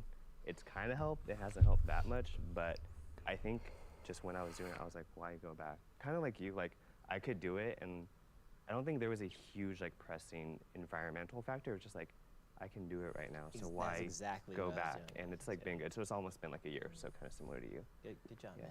I became vegan for animal cruelty reasons. It's a whole bunch of stuff, you can go into, but yeah, for animal. And not just this episode, but this show just kind of shows that like we all have biases and we all profile. Right, and that's all it is, because like all of this is just them profiling and because like nobody really looks at the old lady. They're like, oh, she's vegan, right? The whole show, and it just kind of follows that flow where they can say whatever they want, but they're just profiling, and they're like, you don't look like a vegan to me. Animal reasons and environmental reasons and health reasons. So I've been vegan for almost 10 years combined. Started off when I was 21 years old. I was drinking heavily, and I just wanted to be feeling like better in my body, so. Took a yoga class, went vegan overnight, went raw vegan for 2 years, became a raw food chef, I'm a yoga teacher now. Yeah. I went vegan kind of as like a transition. I was pescatarian for 10 years. And we have 2 minutes. I want to, we ask, I don't want to cut you off, but I want to ask specific questions to people. But what is your favorite documentary? That's what it is. This whole show is typecast on purpose to be entertaining. Like, I don't imagine everyone's like this. I don't remember the names. I like saw them in the blogs that I was Hold on. I don't think like every vegan's like this, or the other episodes. I don't think everyone's like. I actually haven't seen that one at all. I haven't seen the gay one either. I don't know. There's another one I've seen where it feels like they definitely grab like archetypes of people. You know what I mean? But I guess that's just what the show is. YouTube ones? Which ones? Like what name one? I don't remember the names. I like saw them in the blogs that I was talking about, and like. Which blog? It was called. It was like this girl. Her name is Emma. I gave her the side eye like, you don't know what blog, you don't know what post, you don't know this, you don't know anything. I watched the VR. This actually helped encourage me, and I watched from a first-person perspective. Ooh, yikes. Yeah, cows getting butchered. All right, hold on. You could see them get Hold on. perspective. Right there. I'm actually curious. What do you two guys think the non-vegan is on this? I kind of obviously already gave you up that it's not this guy. But outside of this guy, out of these 6, which one do you guys think is the fake vegan? Because I had my idea when I started, but I want to hear what you guys think.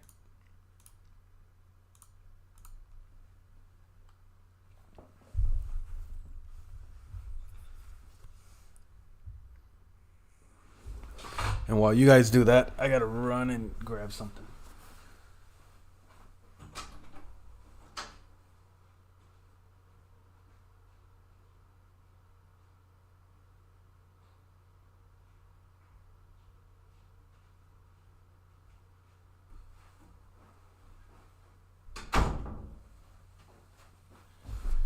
All right, I'm back.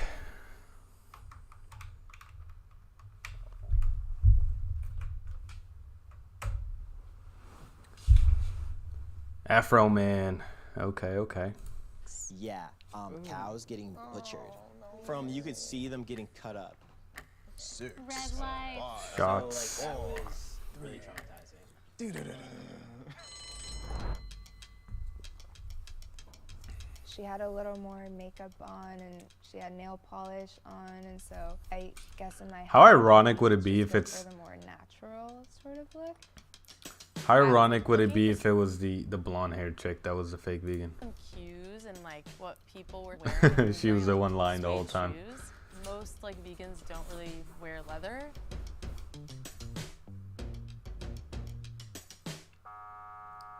Oh, they kicked her out. Bye guys. It was nice to know you guys.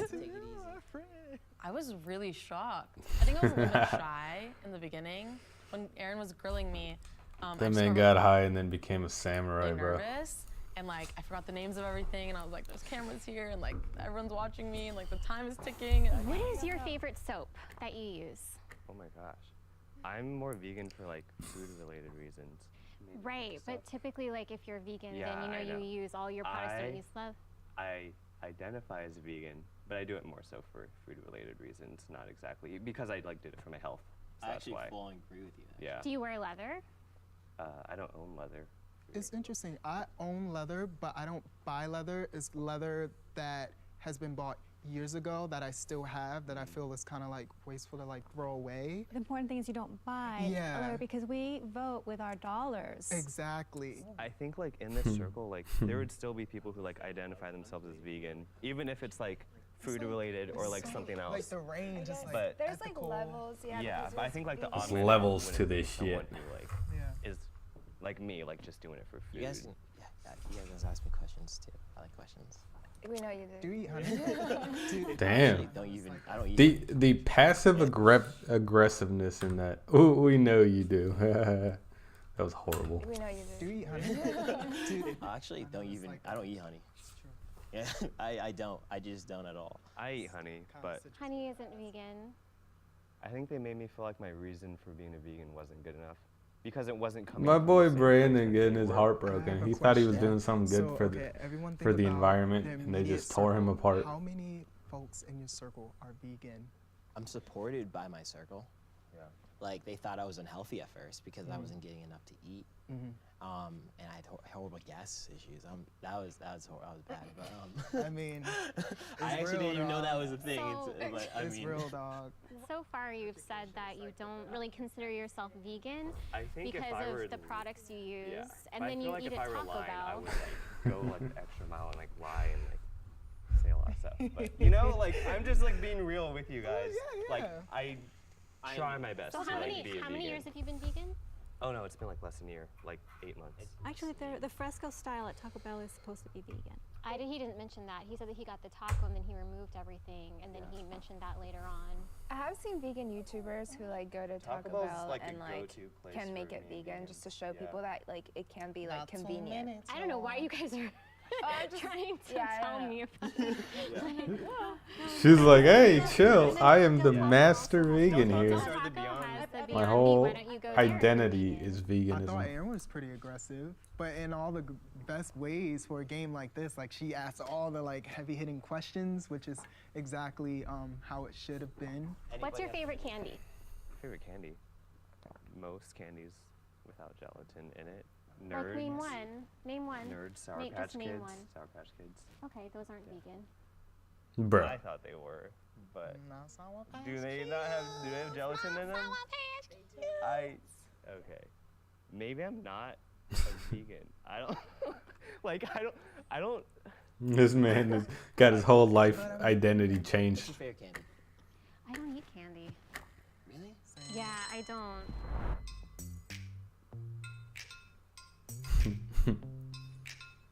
Damn, everyone's voting Brandon out. Seem that his ethics and his values were in alignment with the diet, because typically when you are vegan, everything surrounding you matches that.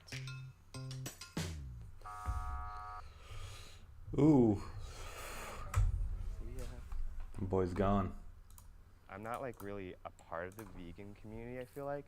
I have one vegan friend. I could have had 5 vegan friends, but they voted me out, so. So yeah, at any point they can all be like, we have the right people, and cancel the game, and then if they're wrong, then the fake one wins. Or they can keep going and then just split the price with less people. Yeah. I think we need like one more. Wait, so we raise our hand if we think he's still in here? I think they might. I don't. She was like down, and I was like, oh no.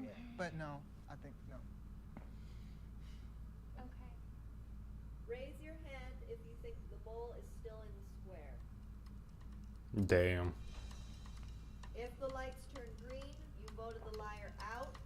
If the lights turn red, the liar's still in the box, and you lose. Okay, everyone looks nervous, so I feel a little bit more secure in this. Oh, Damn. They didn't get it right though. Found the mole.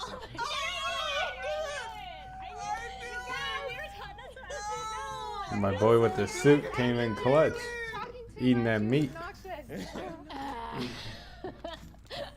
So upset. I literally whispered to Aaron, I think it's Jalen. I think it's Jalen. So I'm a little mad, a little sour, a little broke.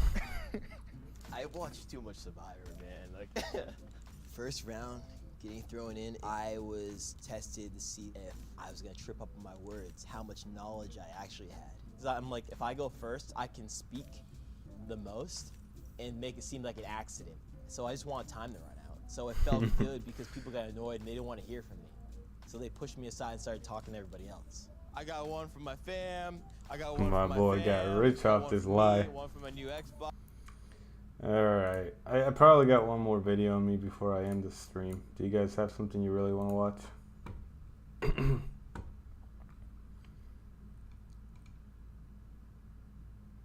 Perfect score. This man studied his whole life.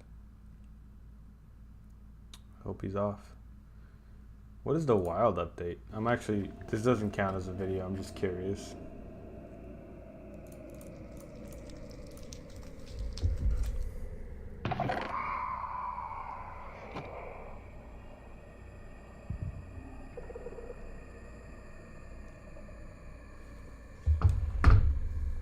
What is the wild?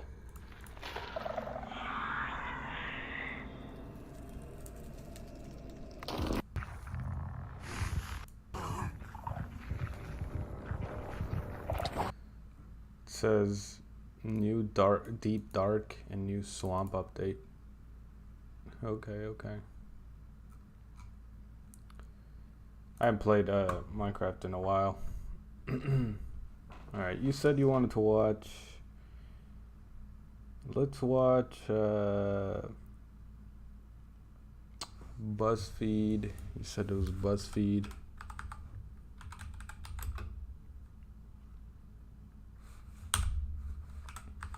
BuzzFeed, food eating, other cultures.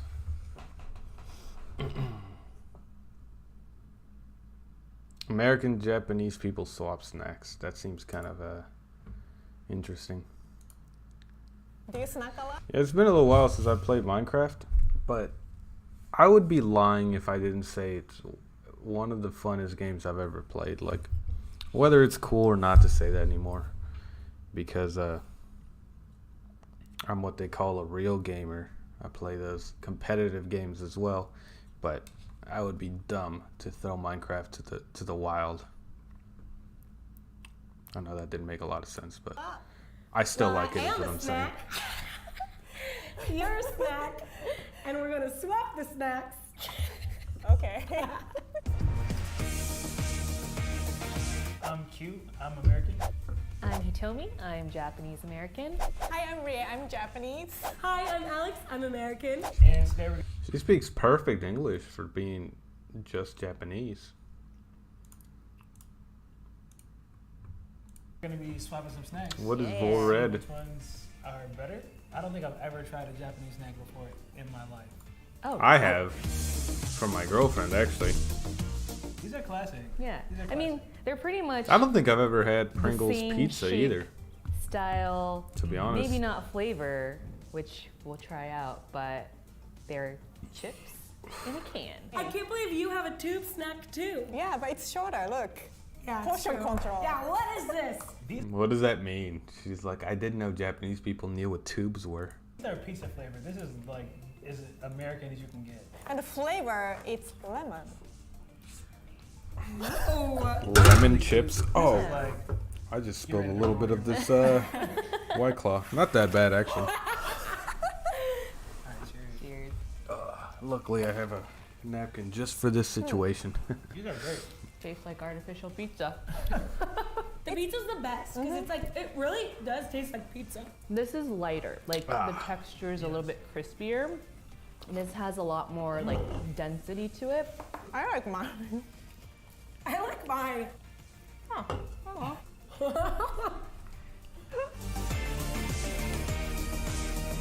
Whoppers. I don't even like Whoppers. I feel like I'm not a good American. $6 movie. Honestly, I grew up on Mexican candies, snacks, and hot chips and that sort of thing. So, like, Takis are probably as American as I get for snacks. Yeah.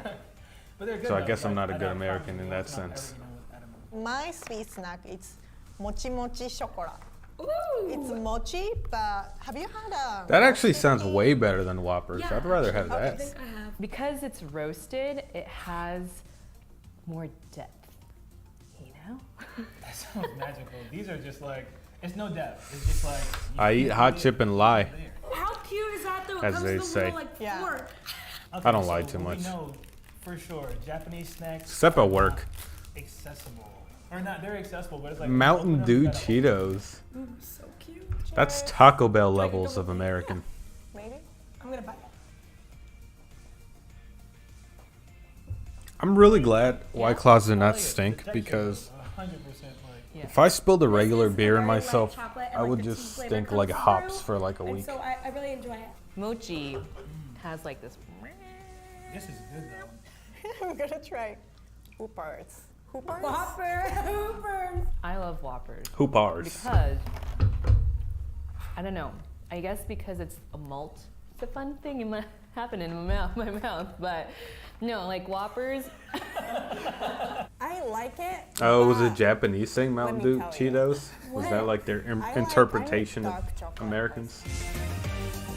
Yes. I do like Flaming Hot Cheetos. I'm not going to lie. I do like that. I don't know what that is. It just looks like crabs. I mean, this is little crabs, so I guess it is crabs, but I wouldn't think of crabs as a snack. Maybe it's just cheaper in Japan.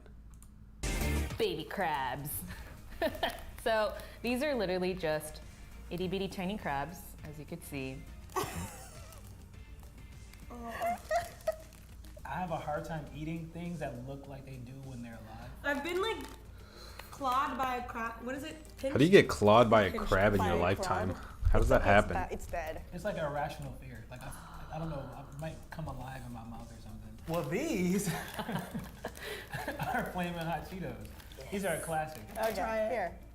And it comes in this little dish. Japanese people little don't dish. have flaming hot Cheetos?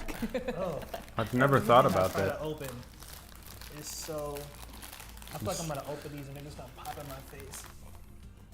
Don't think it's crab or don't think Yeah. it's fish or like seafood. Oh, this is. I would try it though. Why are they acting so like they wouldn't eat it? Like that still looks good. It just seems really random as a snack. Yeah, I mean, I guess them being kind of a glorified island, they would have a lot of seafood. Rie, what do you do to me? They're a lot crunchier than I ever imagined. Glorified island sounded kind of mean. Let me rephrase that. They're a really big island. They're a lot crunchier than I ever imagined. Oh my goodness. Good hot Cheeto. Yes. Yes. This is a good snack. Like it's looking at me. Like, oh, I can't. Oh wow, spicy. It's spicy, right? It's See? spicy. Ooh. Hot Cheetos are not spicy. They're just a perfect teenager snack. Yeah, Cheetos are great. They're like nice, crunchy. The Flamin' Hot are spicy, a lot of flavor. I think I like it better. I do too. Damn! Hey, my hot Cheetos coming in clutch. Even the native Japanese liked it over their snacks. That's awesome. What is this right here? Lemon. I don't think I even like this, to be honest. They taste a little. They're just not my go-to snack. But lemon, those are real different.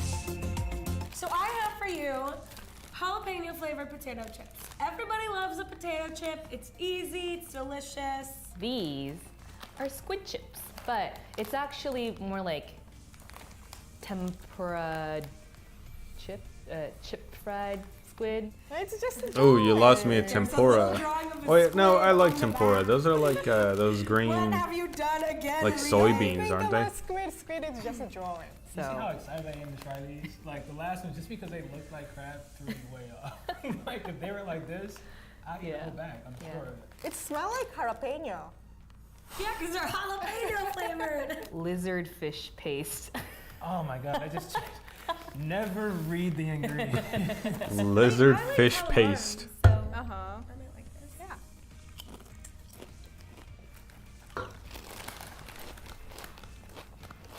I got a whole bag of Japanese snacks.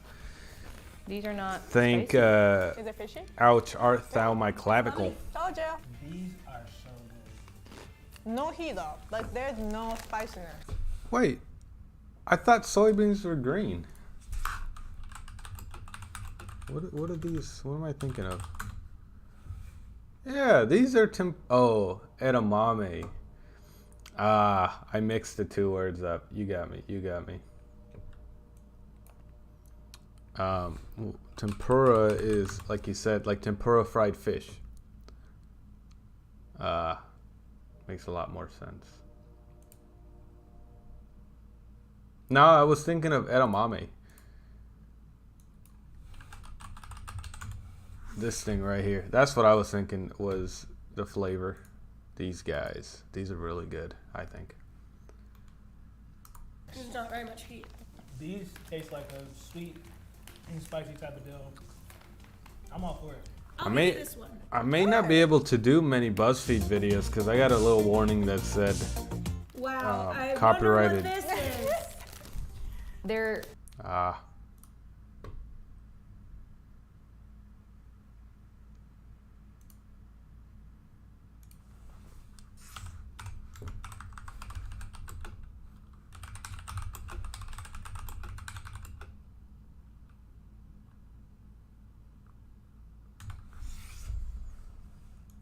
All right, well.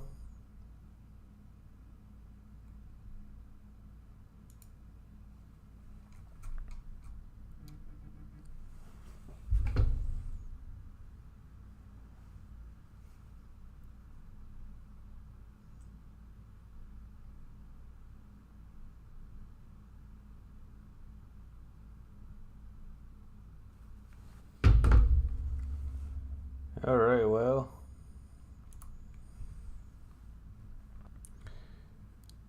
It should work in just a little bit.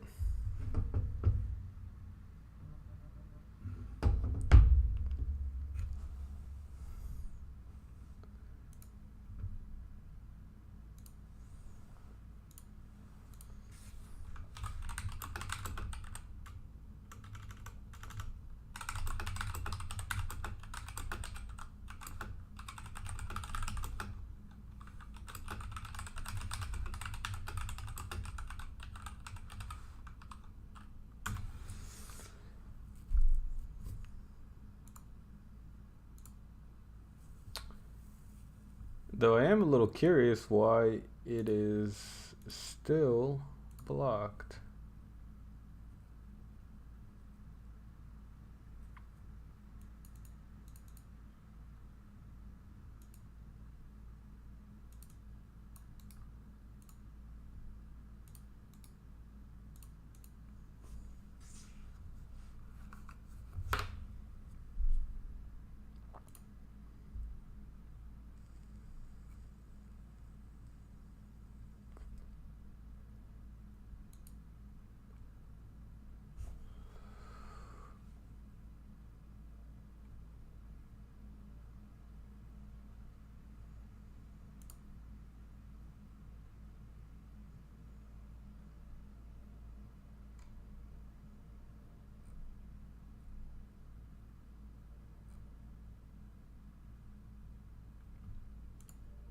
There we go. I guess we're back. That took a little bit. Yeah, so I guess I know not to play BuzzFeed later on. Damn, BuzzFeed killing the, like you said, it was a buzzkill. But, alright, that's good to know. I guess I'll just play lesser known videos. So I probably, it is getting late for me over here, but I will probably do another video. Is there anything you guys particularly want to watch? We could have this Inception mode and watch myself streaming. Watching myself streaming. Tell me that wouldn't be dope. What is this? I don't want to watch George Not Found.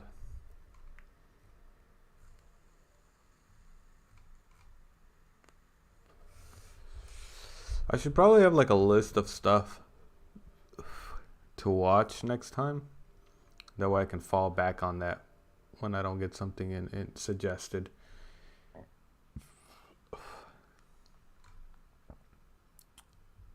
Life is fun.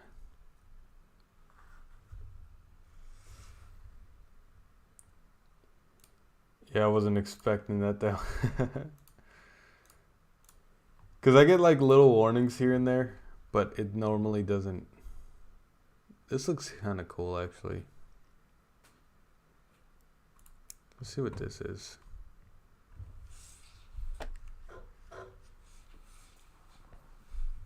That's a dope looking PS2 though. Oh, the slim ones were white, weren't they? Like you could have a white option. I don't remember that though.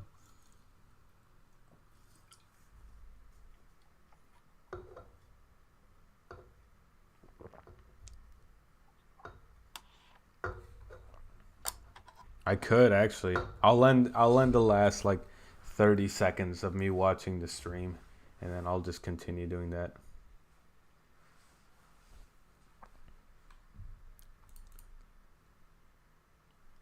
Yeah, I like the idea of modding games, like certain games like GTA. I think it's sometimes cool to see like superheroes in it, but I've never done it myself. It just never piqued my interest like that much. Oh, So I'm still working out the kinks of streaming because obviously most of my content is videos, reactions, even though I'm working on some non-reaction videos.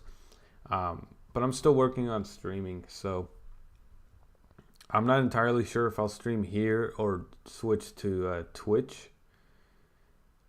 But I'm curious about doing certain like dumb games. Like I bought and downloaded a game, haven't played it, called Hobo Simulator or something. Let me see, it's on my desktop. It's called Bum Simulator, and it just looked really funny to like play. So I'm not entirely sure if I want to stream this on YouTube or not. I guess I'll do a test run on gaming on YouTube, but I may just leave that for Twitch and just do YouTube here.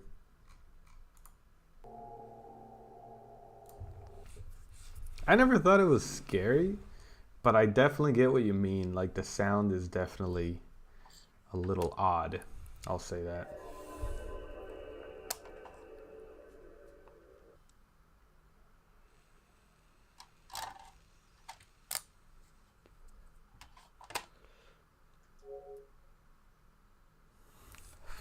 I forgot that PS2 even had browsers. Like you could, I think with PS2 you were able to buy like an add-on that would let you basically connect online. But I never knew anybody who owned it. Like PS2 was strictly offline from what I remember. Like for me and my friends it was offline only.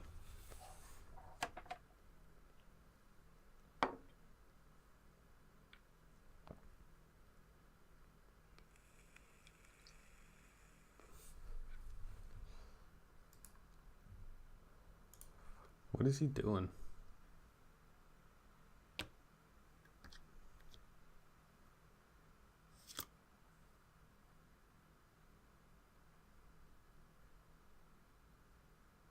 This is like ASMR fixing.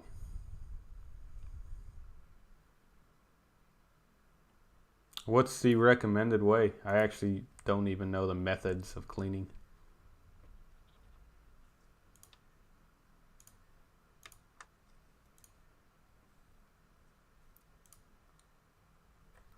What would you consider the right way to clean the laser? Well, actually, the right way to clean the laser, or no, the right way to clean fiber is to they sell specially made tools for it, but it's basically just alcohol. And then you have to sit there, and the old anaerobic way of doing fiber cuts is you would have to sit there and grind it on sandpaper basically, but you get progressively smaller to like really minuscule. Like if you put your fingers over it, it would be flat, but it's microscopically cleaning the glass. And then you have this little tool to like look at the glass really up close. Microscope basically. But the lasers themselves I've never had to clean.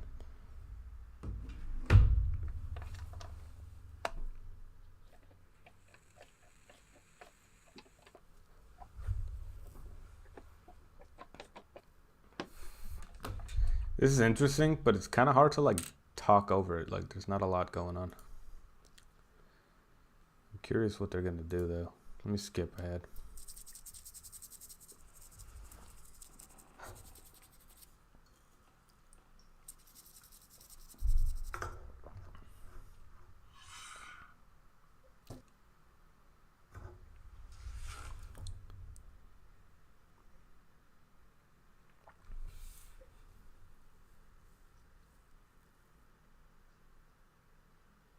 I was curious if it was going to break. Yeah, that makes sense. Because you definitely can't use Q-tips when you're cleaning fiber. Because it'll definitely mess up the glass. So I guess for the lasers, it makes a lot of sense. Same thing going on there. And I definitely would not clean my camera lens with a Q-tip.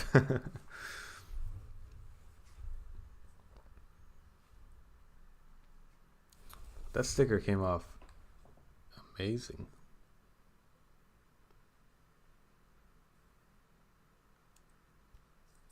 He's using Play-Doh to whiten it.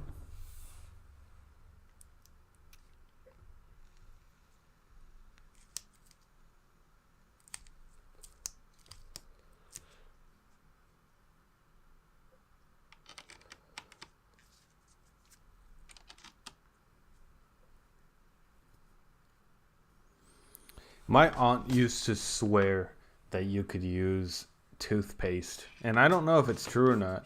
Like, I don't know if there's any truth to it. Like, I definitely wouldn't use toothpaste to clean glass or discs. But I don't know if there's any truth to it. Like, maybe there's a chemical in toothpaste that supposedly cleans it. I don't know. But she would be like, if you got scratches on the disc, you can use toothpaste. And I'm like, what? The hell are you talking about?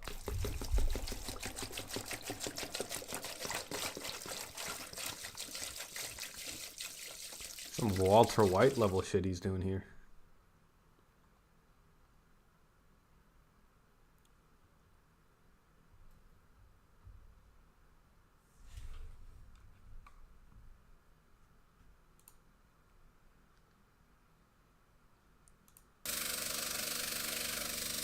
Alright, let's skip to what it looks like. I mean, that looks pretty nice. That looks pretty dope. I mean, even that label there looks new as hell.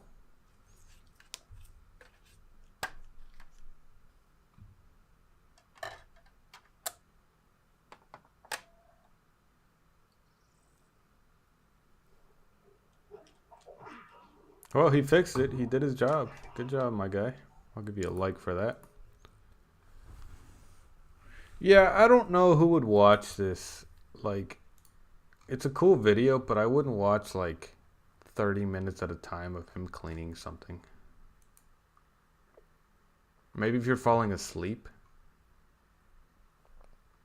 $30 fake PS5 unboxing. I gotta see this. Bro. Look at this. These look like a deformed child of the PS1 and the PS2.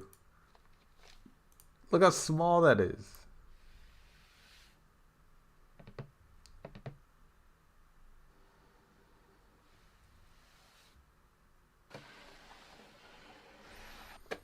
That makes sense. I've never actually fixed motherboards or electronics on that level. I've soldered a little bit of like old school analog camera connections, but that's about it. I've never actually gone and messed with motherboards, so that's pretty cool.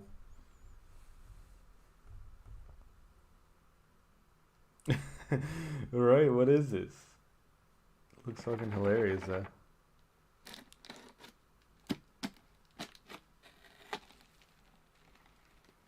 It'd be cool to like do on my own devices. Like, it'd be cool to have an old device that I would just play around and try and fix, but I don't think I could ever do it for a living.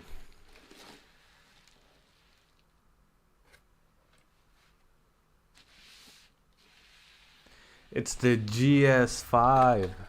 Oh man, I've been waiting for it. Look at that. Look at that. The biggest USB ports I've ever seen. That's USB max. 5.1 max. I'm thinking of HDMI. I really feel like he's going for the ASMR vibe though. I'm really curious what games they play though.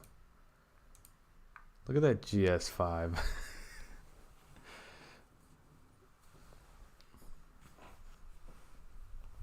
I mean, that sounds like some advanced work already, though, fixing the capture card.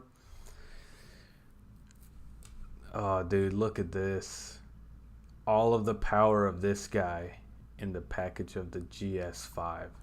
That's some advanced technology.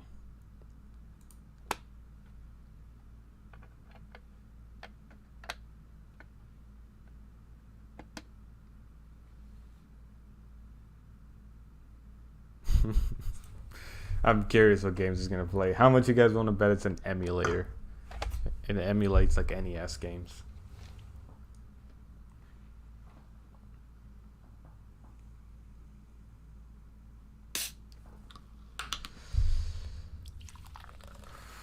What is the thumbs up?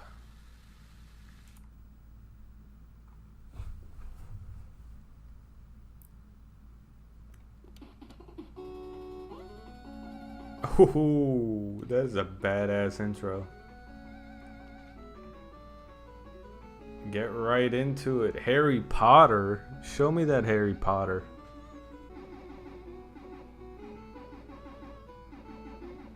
The only one that doesn't look like an NES copy or you know what I mean, like a Sega Genesis, is that Harry Potter. Because I don't think they had Harry Potter games back then, so I'm curious what that's supposed to be.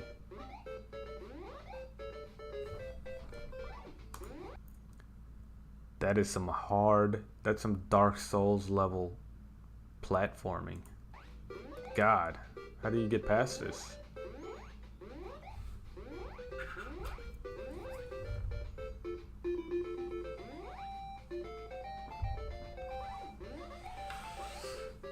Oh, who can forget? Who can forget classic Sonic on a skateboard? That is amazing.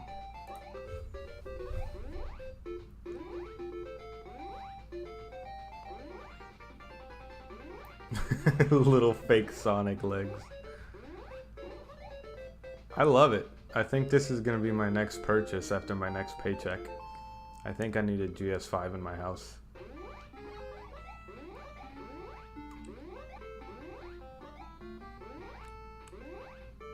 I'm waiting for the GS6, honestly, where we can get Harry Potter 2. Yes, please. This had to be made by these console makers, right? Because I have never seen this. Like, is this another game you guys know? Like an old game, they just renamed it? Because I have never seen this.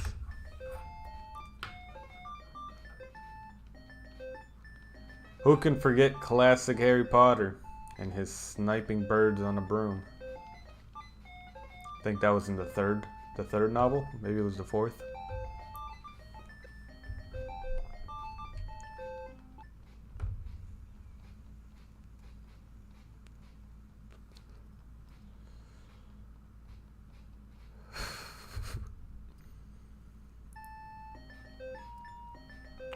Wow, he's in Aladdin's land now. Super Chinese. Alright. Let's see this.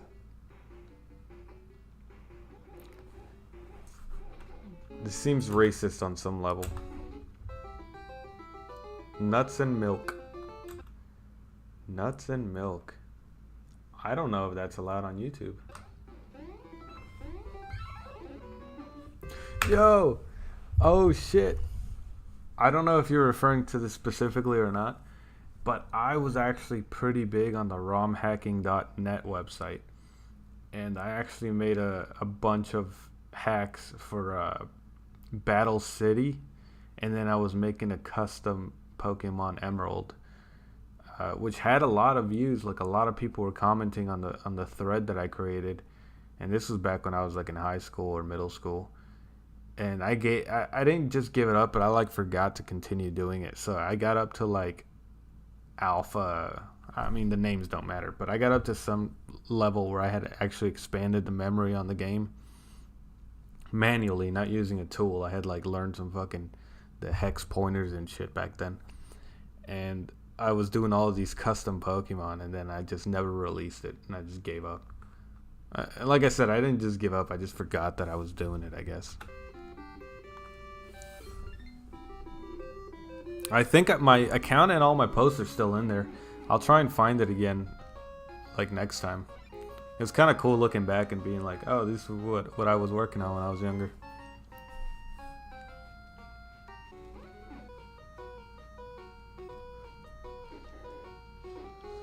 Aimless. Sounds like my life.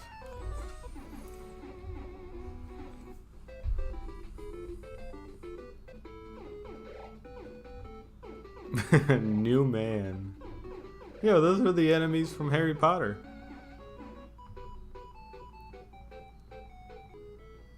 I was wondering when we would get the sequel to Tetris. Turned out all you had to do was get the GS5.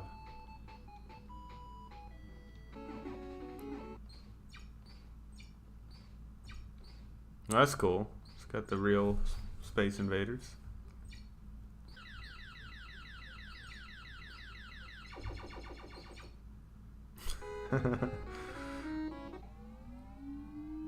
You don't recognize the amazing F1 racing? Actually, this looks like it was a real game. I feel like I've seen this before.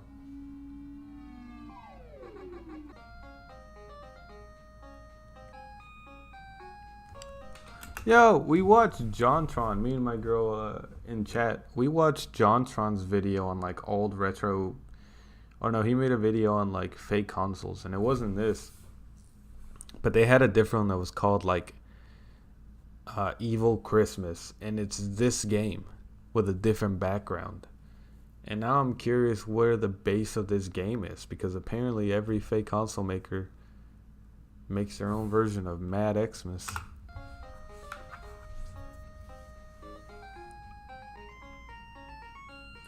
Whoa, whoa, whoa. The power of the GS5 can probably run Crysis on pixels.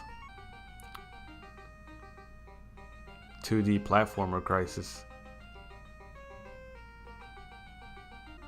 Bro, I used to play these little fish games on like websites, those flash game websites, where you would eat and grow bigger.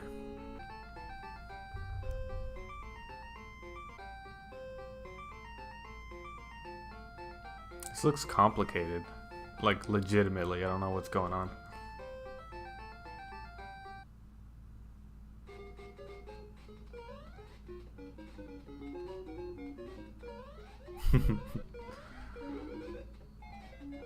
He'd be a showpiece. Oh shit, you know what I should do? Because I actually have a PS5. I should hide the PS5 and like in my TV stand. Because I have like my TV wall mount and then a TV stand under. I should hide my PS5 and connect it to the TV and have the GS5 on display so they think it's running off of that. Be like, yeah, turn on the GS5, bro.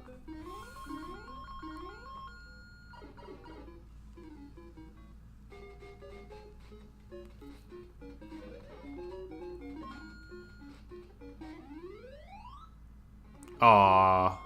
Why'd he grab the pole so little? Or so close to the floor? Hey, at least he knows the warp zone.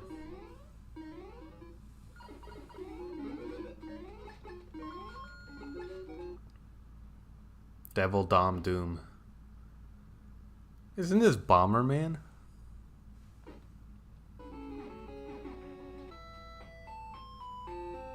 Fishy. Yeah. Gotta get that diamond.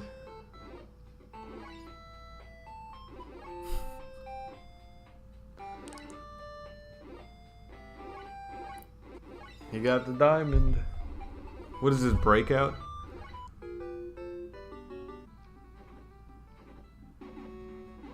Damn, there's hundreds of games. You really get your value from this. It's a 2003. There's no damn way this was made in 2003. You give me a day, I could make a better game with fucking Game Maker. I feel like I used to use that. It wasn't Bomberman?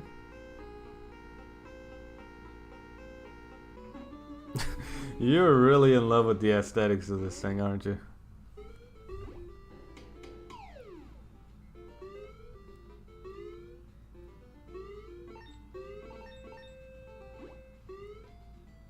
Damn, you can just write on his head. Yeah, I want one. Let's see how much one costs. GS5 cost.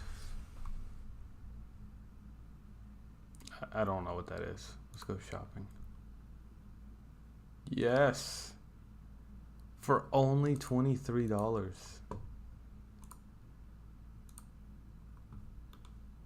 My God, I need this right now. Oh, GS stands for Game Station. Nice.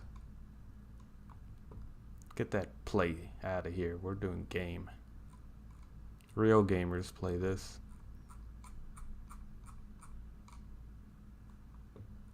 Wow. They got a lot of fake shit.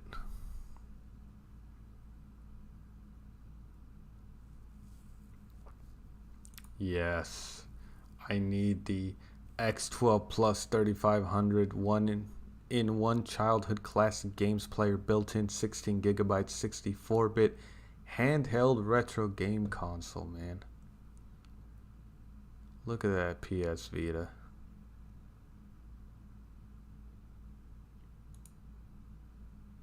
Bro, the box probably cost more. How the hell did they get away with selling this? 1,000 plus, no repeat games.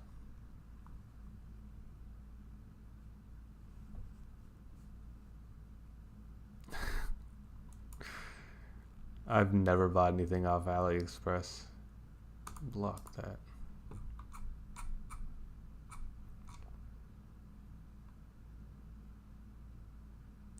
Wow. You really need that upgraded hardware system to be able to run those 8-bit games, though. Speakers on the back. There's no damn way this is playing this. What the hell? Perfect, play the game.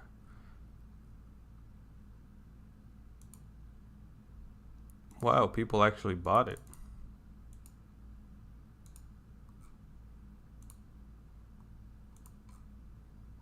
Well, I don't want to make fun of these people's purchases. They obviously enjoyed it.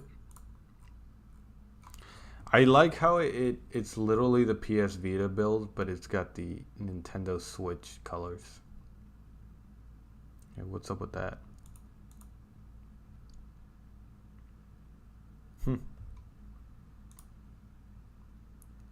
What? I paid $300+ when I could have gotten it for 20.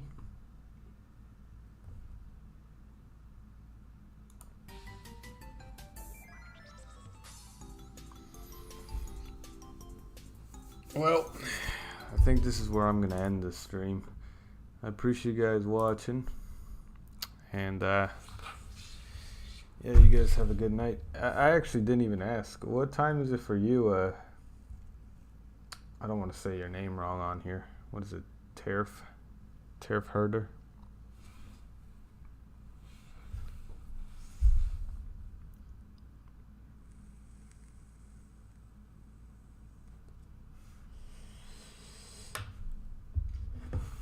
Could you emulate on the Xbox?